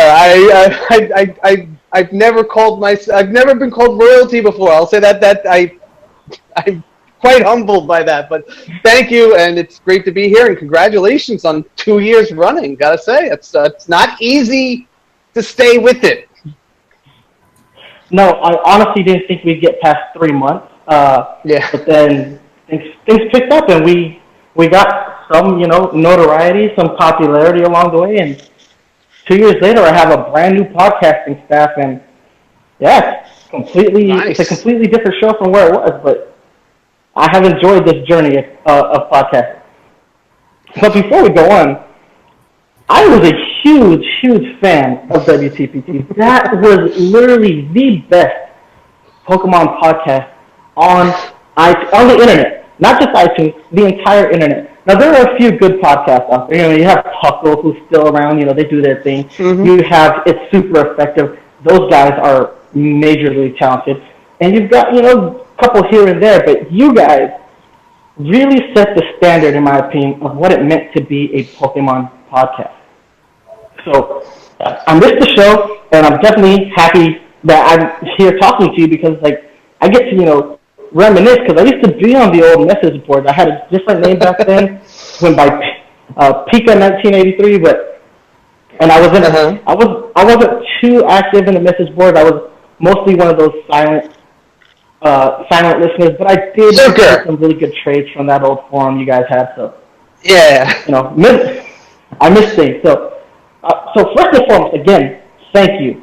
And guys, if you don't know who Casey is, don't worry. I'm going to catch you up to speed. I have a couple of softball questions and a few hard questions for Casey. Okay. That are basically we're gonna find out who Casey is. But if you haven't heard the Switchcast or the Pocket Players or WTPT, you're missing out on some great podcasts. So without further ado, Casey, you're a pretty dedicated handheld gamer. So, what was your first handheld console? I mean, it'd have to be just plain old Game Boy brick. I got that, I was an early, big, I clicked with Nintendo and just video game systems in general, but, oh no, yeah, regular Game Boy definitely was my first handheld, and just the security, I think that was what it felt for me. The security of knowing, even if I go to visit my aunt over in the Catskills for a weekend, and I wasn't at home by my Nintendo, having that little lifeline to gaming just made me feel like no matter where I go, I've got, a little piece of, my home, my home world, which was always inside those things. Awesome. No, that's awesome. All right. So keeping things moving, what is your favorite handheld game? Favorite handheld game. Now, here's the thing. Does it count if it's a game that was ported to handheld? Because everyone who knows me knows that Suikoden 2 is my favorite video game of all time, but that originally was released on PlayStation, but it came to, PlayStation Pocket and Vita and all that. But do you want like a solid, like purely handheld game? I will allow that as a side answer. Okay. I mean, I guess I'd have to say, this is tricky to narrow down. It's got to have to be a Pokemon game, but do I have to pick, if I have to pick one, I've probably gotten the most joy playing through, honestly, the newest ones, the Sun and Moon, have been the most joyful of the Pokemon series. Probably as a kid, I liked Blue. Like, you got to grade it on that curve. Like, never having played that before, nothing will ever meet the joy going into that genre for the first time and just everything being a surprise. That can never be matched. But I think probably Sun and Moon, Moon is the one I got, is the tied, I guess, for first in terms of it's just, I think, the best of the series, and I've played it recently. No, I agree. There's something about Sun and Moon that triggers the nostalgia of Red and Blue. I also came from that original Gen 1 era. Like, I'm an old gamer. The gray hair to prove it. But, no, like, Sun and Moon, for some reason, it captured a lot of the nostalgia while managing to maintain its own course.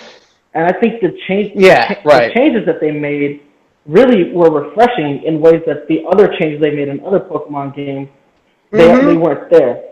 And the whole refresh to the battle system was desperately needed. Just a little, just the way they rearranged where you meet Pokemon. Like, I always say, like, one of the coolest things, I think, was running into a Slowpoke in one of the first areas, because Slowpoke was something that originally you met late game. You didn't need him, nor was he that cool that he would ever replace your Alakazam that you had by that time. But running into him in the first area, you're like, you know what? I've never put one of these on my team. He's an old Pokemon, but he's new to me because I've never trained one before. Oh, the same with Arcanine. That's what I thought about Arcanine when you find him right there on the first island. I was like, oh my god. Yeah. Not an Arcanine, a Growlithe. And that was a really nice early Pokemon to catch. Yes. I was like, oh my goodness. So yeah, that made me happy. So you actually answered my next question, because my next question was, what's your favorite Pokemon title? Yeah, that's got to be, that's my favorite of the series. Even though, I try every generation, I try to get into competitive.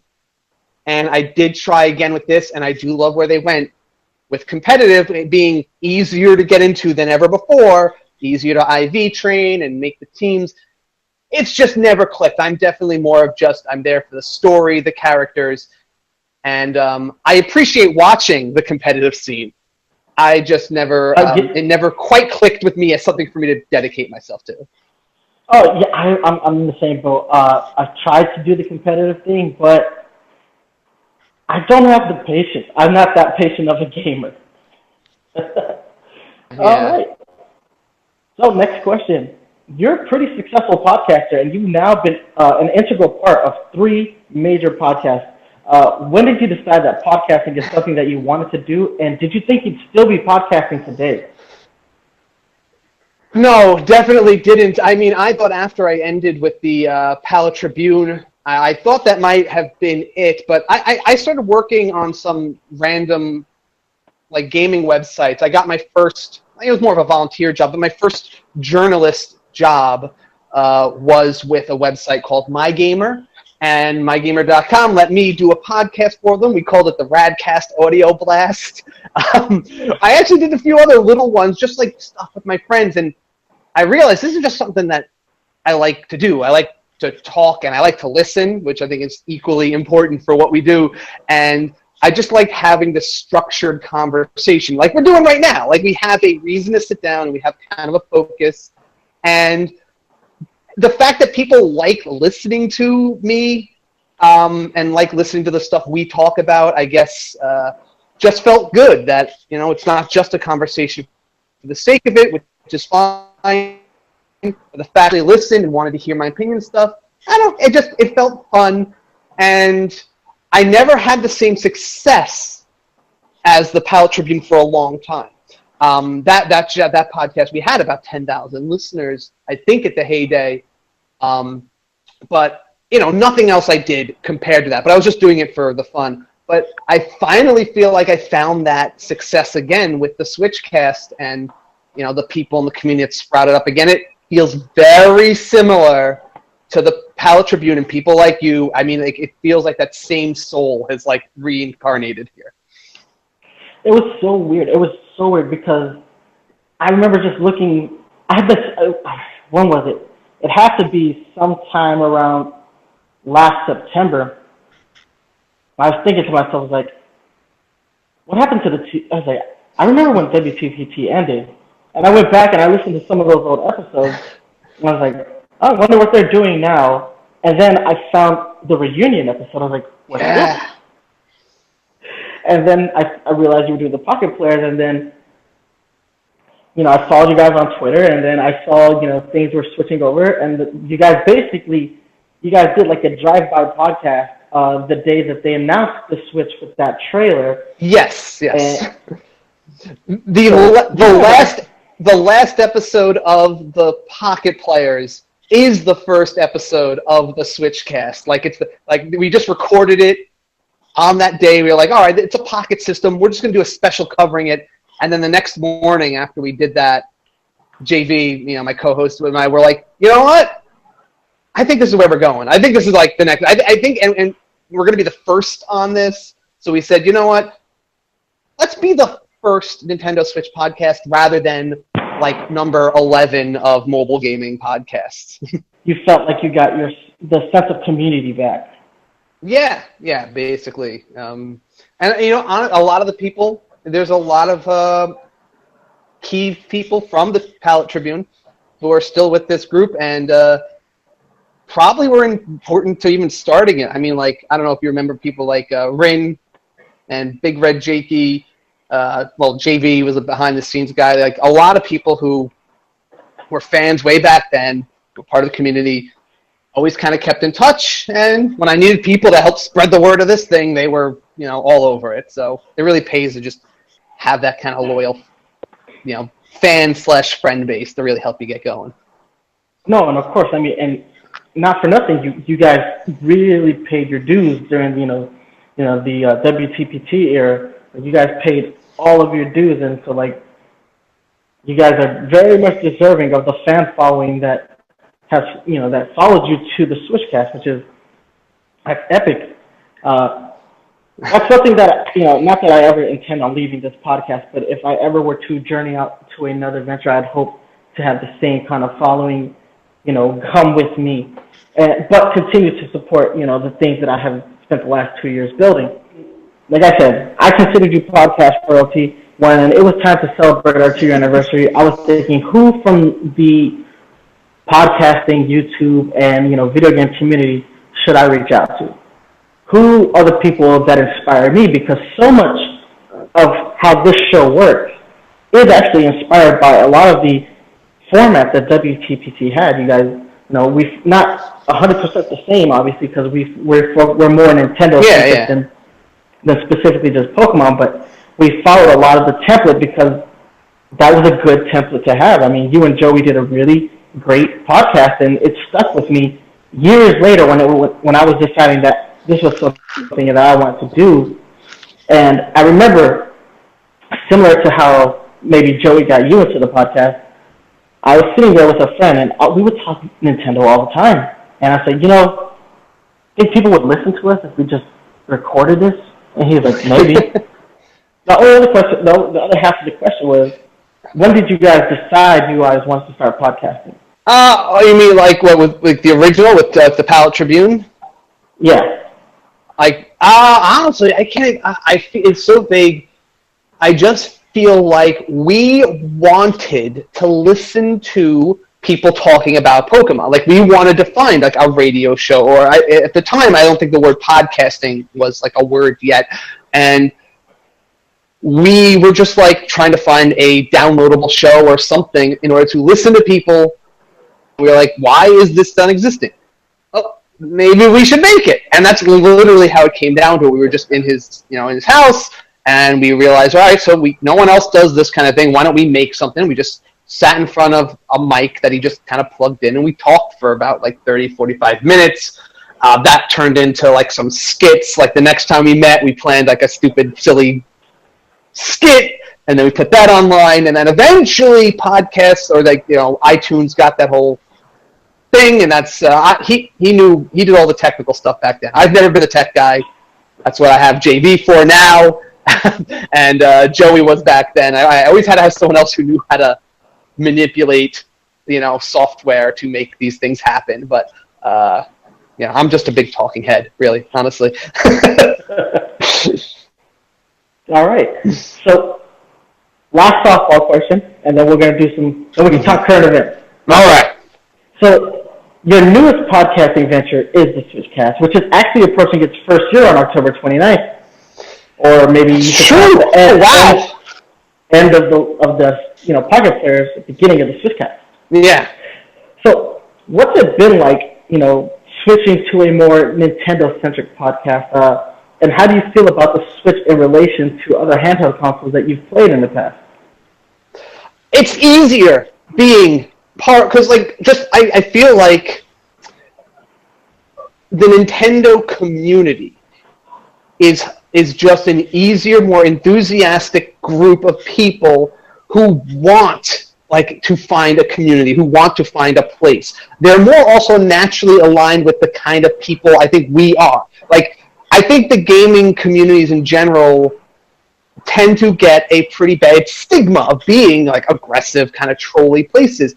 And that's just, I feel like, true because just a lot of communities, if you don't constantly curate them and kind of keep people on the right track, that's just where they will trend towards. If it's someone who just likes to be non-confrontational and you stick them in a room with someone who likes to be confrontational, the confrontational person is going to push out the non-confrontational person. That's just their natures.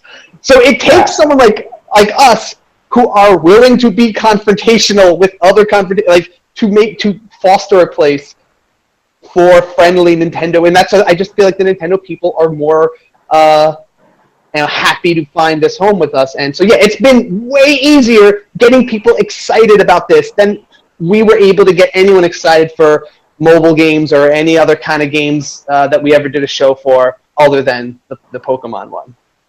So I gotta say, I feel like I'm cheating this time around.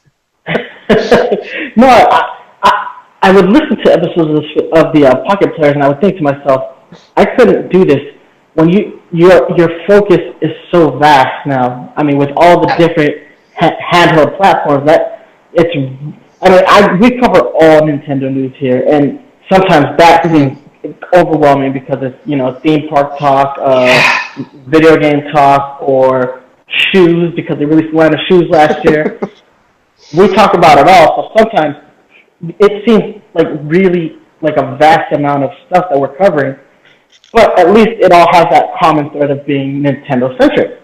Yeah. With mobile games and handheld games, and obviously you guys cover the Vita, mobile gaming, and then there are some games that are available on one platform and not on the other. That's too much. That's too much because that's a lot of stuff that you have to keep up to date with, and Sometimes it's hard enough. Just with the Switch, this last year has been mind-blowing. As a wow. Our show notes get longer and longer every time we're preparing the show, and I'm like, all right, today we'll do this much news and this much news. Then it's like, wow, there's this much more news, and there's like a huge list of new releases to go over, and it's getting harder to keep up with even this. Oh yeah, I 100% agree. All right, so guys, that's who KC is. So we're gonna go ahead. Let's talk some current events now, because I didn't just invite him here just so that we could do like a whole get to know you session. Now we gotta talk. I gotta talk to KC about last week's Nintendo Direct. What are your thoughts on the announcement? Oh yeah, okay. Was the Direct lacking anything that you desperately want to see, or was it just right? I mean, it depends on who you ask. I mean, look, there's always more that someone wants to see. There's always something missing that everyone, like before we went on there, people were like, come on, Animal Crossing, you know? Like, they're all, like, waiting for that. Or come on, Virtual Console. And there's people who are just waiting on that. So there's always something missing. But it served me, personally, quite well, because the biggest thing I've been excited for the Switch, honestly, has been, even when we just saw, like, 8 seconds of it, not even in the original Direct for the Switch, was Project Octopath Travelers. Yeah. I saw that first clip way back, and I was like, yes, that is the game. I'm going to... And people don't quite didn't, or at least they didn't quite get it. And we saw that trailer. I think some people were starting to be like, okay, it looks interesting. And I was telling people, I was at Nintendo New York when for the Direct, and people were like just kind of raising eyebrows. But I was telling them, no, pay attention. This is important. This game is important. And the demo came out, and that's all people are talking about in our group now. So I loved that demo. I wasn't in town, and I didn't have access to internet for about a week. So when we got back to Florida, that was the first thing I did was download that demo, and I played it, and I was like, this is where I felt like when I played Final Fantasy on my NES. Like, this is this is me having that moment again as an adult, because it is a different game than Final Fantasy, but the visual aspects of it, the presentation, there's something gorgeous about it. What do they call it? Like a retro HD? God. The 2D HD? 2D HD, yeah. It's gorgeous, and the way the lights... Well, it's funny, because the way you describe this game, how I was describing when I first played Bravely Default on the 3DS. I felt like it was the modern-day Final Fantasy, like Final Fantasy 1. And Project Octopath is, at least as far as it's the same people making it, but it may even be the same universe. At least if you took that survey they sent out, Bravely Default and Bravely Second. So I'm wondering if there's some sort of tie between these two games. That could be interesting. I have not played Bravely Second, but I did enjoy Bravely Default a lot. I got caught up doing other things, but Bravely Second is still like on my I have it. I still have it. It's there. It's on my to-do list. And one of these days, I will pick it up and play it again. But I feel bad for my DS lately because it hasn't gotten a lot of touch. The Switch. I know. Too many Switch games. See, for me, the Direct was all about Xenoblades. I thought that game. I was really skeptical about Xenoblades. I was scared about the release date. I was scared about whether it was going to be as good as Xenoblade Chronicles on the Wii. I just had all these questions, and I'm like, I don't know how I'm going to feel about this game. But to me, they blew it out of the water. I was like, okay, this is for the first time I am optimistic about this game. And then that release date, I was like, wow, I was not expecting it this soon. In my mind, I was like, I'm waiting for the delay because of what happened with X over and over. But that was a huge one for me. I think, obviously, everybody's talking about Mario's nipples. Super Mario Odyssey had a fairly good amount showcasing at this thing. I haven't had a chance to play Odyssey yet, but that's the one game that I'm just not worried about. Really not too worried about. these first-party Nintendo games, they've been nailing it. Like, obviously with Breath of the Wild, ARMS, Splatoon 2. I'm just so not worried about, the quality of a first-party title. Yeah. But thoughts on I mean, especially with Odyssey, yes. I mean, that's the flagship game. That's the flagship title. I mean, it's got to kind of pick up where like Zelda has finally, like, people have started beating that finally. I feel like, and like it's kind of like just been enough space that I feel like the other big champion of Nintendo, like Mario, can take the reins and get people crazy hyped about another game that everybody must play for the next 6 months. Oh yeah, super excited about that. We already planned like a deep dive episode of this podcast just for Mario Odyssey alone, just because we know it's going to be such a big game that it's going to need its own separate episode. I'm just excited that it has a good two-player, like a co-op mode, because it's like Mario is one of the few game series I can get my wife into, and we played a Mario together. It was like Super Mario Wii, the one where you can knock each other off platforms and stuff, and it just caused as much strife amongst us as it did bonding over games. I like the idea that one there, the one on the I'm just kind of relieved that there's a way that, hey, I can get all the benefits of my wife wants to play this, and I could sit down and join her, and I don't have to worry about us flipping out because we kill each other all the time. No, that's a really good point. There is an aspect of couch co-op that is available in this specific game that I think has kind of flown under the radar, but it's there, so people should be excited. And trust me, my fiance and I are in the same boat. It's hard to get her to play games with me other than Splatoon. So we did go ahead and we did play New Super Mario Bros. And she actually really enjoyed that despite spending half the time in the bubble. Thoughts on some of the third-party titles, though? What about Doom and Wolfenstein? I've never been a big first-person shooter fan. I will say, though, when that game was shown, when Doom showed up on the screen, everyone in the Nintendo store freaked. They all cheered. So, series that I'm not, I'm out of the loop. I'm in the minority on, but the third-party titles that people are excited about and are coming out there. And, I don't mind that everyone, the whole, like, oh, what's it look better on? PS4 versus the Switch. And it's like, okay, you know what? It probably will look better on the PS4. But guess what? If you are the kind of person that difference matters, you have a PS4 and you playing it on there already. You don't need this. Doom on the Switch is for people who aren't that, and it's not like right or wrong. You're perfectly valid if that level of fidelity difference is a big deal to you. But for those of us who don't have that on PS4 yet, it's probably not a deal breaker, and we're just going to be excited to have it on the Switch level, and we're going to be able to take it with us and play it in places that other people can't, and that's great. That's great news, and I hope it ushers in a few more in the future like it. No, and that's the one thing that no other console company can say is, well, graphical fidelity this and resolution that, but can you play it in the car without, lugging a TV, figuring out a way to, like, alter your vehicle's, inner workings so that you can play your PS4 while you're driving?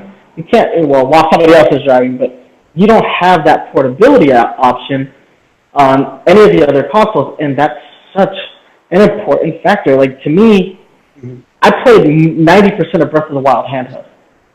That was so important to me. Was I spent so much time driving, just in my personal life, that it was nice, to let somebody else drive and play Breath of the Wild, or go out to a restaurant and say, I gotta wait for my food, so and just go to the restaurant and start playing, and then it was funny because lots of people would stare at me while I played Breath of the Wild, like, what is that? I was like, oh, it's a Nintendo system. I felt like a commercial, but still, I'm not a huge first-person shooter player myself either, but the fact that we're getting games like this is hopeful. And we're also getting L.A. Noire from Rockstar, and I know people keep harping on that's an old game, but the fact of the matter is, guys, it's a Rockstar game. Rockstar, Grand Theft Auto, Red Dead Redemption, these are titles that can come to the Switch now. You know, if Rockstar likes what they see, as far as the success of this title is concerned, there's a possibility that we're getting way more games. And Rockstar! That's right. I mean, it's not always about the title. It's about the party bringing the title. The fact that Rockstar is dabbling here, yeah, obviously they're not going to put their first, like, you know, if they're not 100% sure, they're not going to make a Switch exclusive title off the bat just for us. They're going to say, all right, what is the most cost-effective way to see how viable this is? Let's pick a good game that isn't hard to translate. It's not about crazy. It's about the story. It's about the decisions, the ambiance. It's not a heavy game to Switch. But it'll go there. It'll be an effective way to see if we're interested. And you know what? If it does well, then they'll say, all right, you know what? Maybe we won't make an exclusive title, but maybe we'll release the next game that comes to PS4 also on the Switch and, you know, make them, you know, in step by step. No, exactly, and it's so hard for me to think about anything other than the fact that it's Rockstar, but all the other consoles are getting this title as well. This is a refresh for L.A. Noire for the Xbox and for the PlayStation 4, so it's not like we're getting an old game. It's getting an entire refresh for, you know, the new console generation. Plus, you know, Rockstar uses these opportunities, you know, to, hey, easy port, we spend maybe like $500,000 to port it. We rake in like $2 or $3 million off of sales, and guess where that money goes? Into the development of either new content for current games like Grand Theft Auto Online, or, you know, that helps fund the next Grand Theft Auto game. Like, people tend not to think about why games get this kind of refresh, and it's because it's cost effective and it brings in revenue. Yeah. So, and you know, a lot of people, again, I feel like it's one of those games that a lot of people just might not have ever played if they were Nintendo fans. If they've only had Nintendo consoles, like Skyrim. I feel that, when Skyrim was announced, a ton of people were like, I roll, this is out already on, you know, these consoles. Yeah, but guess what? There's a bunch of us, myself included, who haven't bought a PlayStation game in like 3 or 4 years. I think the last one I bought was Final Fantasy XIV for my PS3 for a while before or since then. And I wanted to play the games like Skyrim, but I just, you know, haven't played like home consoles. And I'm excited that these are now finally coming to me. And there's a lot of people like me. So people at games, just because you played it, that's fine. But there's a lot of us that can't wait to try it. oh yeah, and I like you said, you missed Skyrim, but I actually missed out on L.A. Noire. And I owned a PS3. Yeah. But most of my gaming is actually done handheld, whether it was, you know, with the 3DS, the DS. I mostly play because it's the most accessible. So now that L.A. Noire is coming, you know, in a handheld format, yeah, that's most likely this is the perfect system for that game for a gamer like myself. Because now I will get that opportunity to play it on the go. All right, so shifting away from the Direct, Pokemon Switch got announced a couple months back. Is this something that excites you, or is it something that worries you? And what kind of expectations do you have for a Pokemon title on the Switch? Oh, I mean, I don't see why I'd be, you know, worried about it. I mean, obviously, it's just I mean, look, they've never released on mainline title that has been, not that I would say has been bad, right? There's been some that we've been more hyped about than others, but it's always really good. And you know, honestly, I feel like they're only getting better at formula up and doing something that gets people like me excited. I mean, there's, you know, purists who don't want it to change from, you know, the the basic. Here's the gyms. Get them in order. Do the Elite Four at the end. I feel like Sun and Moon was such a big departure, and just for being on a 3DS, that the way they've been talking about the Switch, and they've been saying how we've been looking for identify how to adapt the game for this platform and how to properly bring Pokemon into this.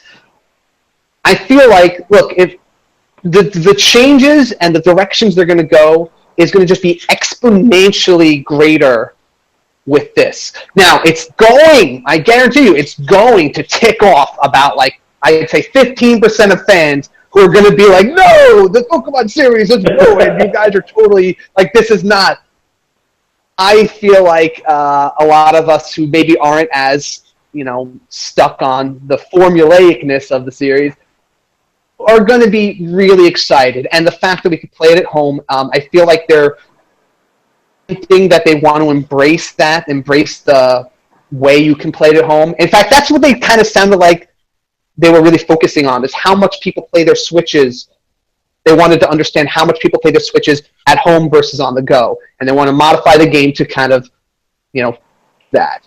So if people are playing it 50-50, they're going to try to make this a game that's takes as much advantage of, I'm going to be home, I'm going to have internet access, I'm going to do this or that. I can probably dream up 100 crazy ideas of what they'll do, and them right. But I'm just very hopeful for it. See, for me, co-op. That's the one thing I want. That's the one thing I want of my crazy ideas. Some form of co-op mode. Oh, that would be fun. See, personally, I kind of want them to go back and revisit a region they've already visited once. Kalos, I would love for them to go back to Kalos, as we're, suspiciously missing a V version of a Pokemon title. I would like to see them go and do something with Kalos. It's not exactly 100% of a refresh, but do something of a retread. Get your feet wet with the console, understand the console, because Game Freak and the Pokemon Company, they're pretty slow to transition to the newer hardware. They don't really transition until that hardware is on its last legs of life. If we follow the trends, Pokemon games didn't come out to the Game Boy Advance until the midlife of that console. Then they transitioned to the DS, somewhere within the 2 to 3 year mark, and then they stayed on the DS even after the 3DS was out. They're very slow to transition, and it's because they stay on the platform that makes them the most money, and that's smart. So I'm surprised that they're shooting for a Switch title so early. So in my opinion, if they're gonna do something for the Switch, maybe retread some ground. And I have the sneaky suspicion that that's something that they might be doing, considering that they let the younger staffers actually develop Sun and Moon. So I wonder what the A team was doing while the B team was working on Sun and Moon. So could be, but yeah. No, but you made some really good points about who plays at home and whatnot. So those things I don't think about. That's why you're the master. Yeah. We have a bunch of games launching from now till the end of the year. Which is the one you're most anticipating right now? All right. Well, I honestly, I'm kind of right now. I mean, I'm most excited for Pokken Tournament because it's coming, and I've been very hungry for a fighting game. I've never been a fighting game guy, but I recently, through some card games I play and stuff, I've been trying to get into that mindset of mastering a character, getting into some competitive play, and I was really banking on actually Pocket Rumble to be that game for me. And Pocket Rumble just kind of got pushed back, and I don't know when it's coming. And I was really holding out hope for it, but I was saying, look, if it comes out before Pokken Tournament, I'm still going to give Pocket Rumble a chance. But now that Pocket Rumble's, basically today, I have to pick a fighting game that I'm going to learn. And since Pokken Tournament's out now, and I don't know when that's coming out, I'm going to devote myself fully to trying to master or, get in deep to this game, and obviously it has the Pokemon theme, but actually that wasn't even the main reason I was getting into it. I picked it because I just wanted a cool, fun fighting game that I can learn how to get into and play with some friends. So honestly, that's a Xenoblade Saga 2. I honestly was not. I was kind of in your boat, excited about it. Did not care about it too much actually. Then that Direct, what it showed me, it made me feel, oh right, the Phantasy Star Online thing. The Japanese Direct. And then I was like, Phantasy Star Online! I mean, I've been trying to play that on Vita for like 5 years now, and I know it's not going to come to the US, but I still pretend it's going to. And so that's got me the most hyped also. Awesome. So you actually kind of segued me perfectly because one of my co-hosts, Jay Brilliant, the guy who's currently hosting this conversation for us right now, he has an open challenge to you and the staff of the Switchcast. He has an open challenge. He wants to take you guys on in a tournament of Pokken. In a Pokken tournament. Something that we could stream online, just have my team battle your team to podcast supremacy. I gotta give you some time to learn it. I have never played Pokken before, so I have to. I'm actually going camping tomorrow, and I'm still making a special stop over at a GameStop to pick up Pokken because I want to sit in a hammock by a lake in my camping, in a camping site. And I'm going to start to learn the game. JB is definitely more accomplished. He's played it on the Wii, so he's probably way more familiar and better at it than I. I will try to bring myself up to speed, and I would be happy to play against people in any kind of competition after I get some in.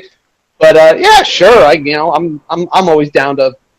What's the point of playing a fighting game if you don't take on a challenge or two?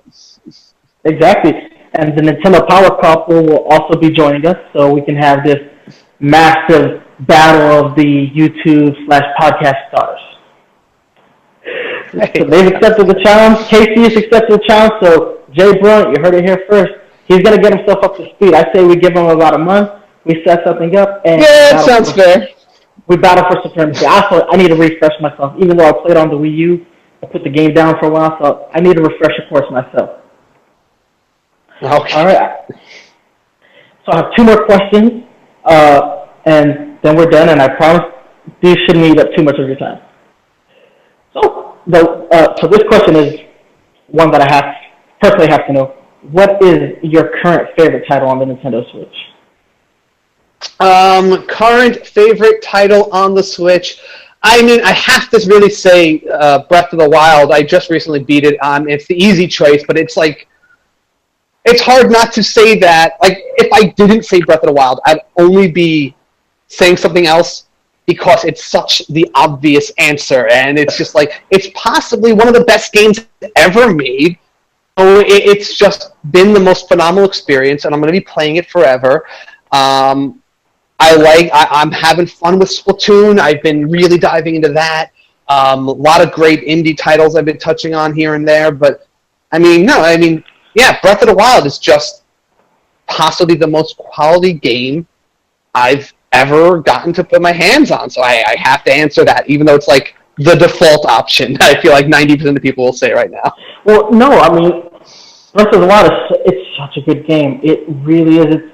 There's no such thing as a perfect video game, but there are games that get really close to perfection. And I think Breath of the Wild is one of those games that is so on the precipice of perfection that, it was worth waiting and waiting and waiting for this kind of perfection for a game, for a franchise like Zelda.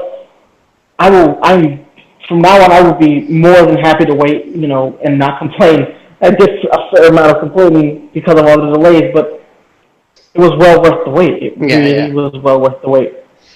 All right. So the last question. The trick is, though. What?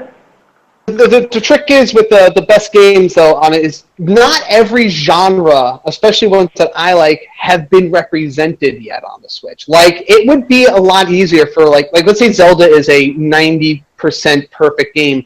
you can make a 75% perfect game that I will like better if it's like a really great strategy game. I'm looking forward to like Wargroove, which is a game I'm really hoping to play when that comes out by Chucklefish there.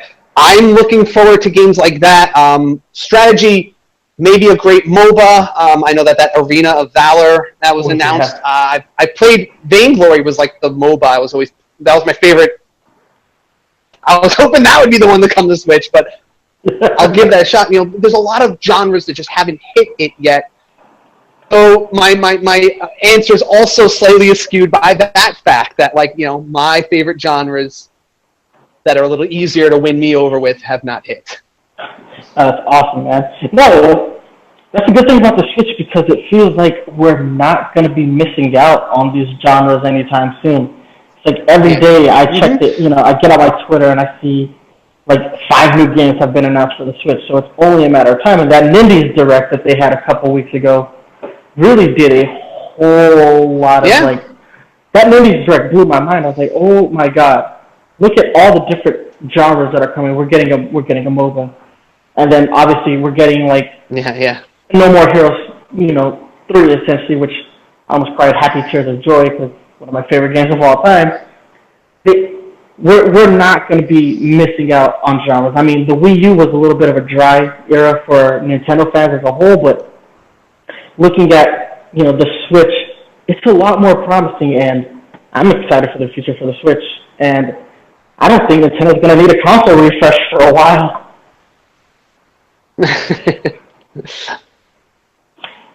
All right, so the very last question I have, and these are just plugs. Where can my audience find you and your podcast? Oh, that's a tough one. Well, we are on. We have a homepage with links to every place that we have spread our influence. So if you want to go to the switchcast.com, we have links to our Facebook group. We have a great Twitter account. We are on Cast app and any other app that, you know, you get your podcast from. Just look up the Switchcast. Switchcast is one word, and we'll pop up. Or even just type in Nintendo Switch into Apple Podcasts. We are the first thing that comes up on there. So, and we also have a YouTube channel. It's just the podcasts, no video, just like a background, just to make it easier for people to find us there. So, we have a lot of stuff like that, and you're definitely welcome. And probably the hottest place to join us is the Discord chat. It's honestly the most fun community. We have lots of people who are just regulars there every day, and it's a great place to hang out with us. Awesome. So, guys, please make sure that you go ahead and just subscribe to the Switchcast. Personally, I like watching it. I like listening to it on YouTube because I can watch it in my living room while I'm cleaning and stuff. So that's why I watch it, but there are so many avenues where you can watch it. So subscribe, support KC, and guys, thank KC. Thank him for being here because I thank him for being here. He took time out of his schedule. I mean, I know for a fact that he recorded. Go on. I know for a fact that he recorded an episode yesterday. So the fact that he's sitting here with us recording something else, that's time out of his schedule, and he's busy with his own show. So thank you so much. Like I said, to me, you are podcast royalty, and I'm very happy to have been able to sit down with you and just chat, get to know, teach the audience about who Casey is, and, tell them how you are podcast royalty. So thank you for celebrating our 2-year anniversary with us. It really means a lot to us, and we appreciate it. Thank you very much for having me on there. It's really fun. No, like I said, this has been a lot of fun for me. Guys, happy 2-year anniversary. This is our last interview, so I hope you guys really enjoyed this. I want to, one more time, thank KC. Thank the Nintendo Power Couple, because all these guys took time out of their schedule, and this was the best thing I possibly could have done. KC, thank you, sir. Hey, brother, switch it up, and congrats, and I'm sure there's lots of people who think just as highly of you as you're thinking of me right now, so you're doing them well. All right, well, thank you again, KC, and enjoy the camping trip, okay, man?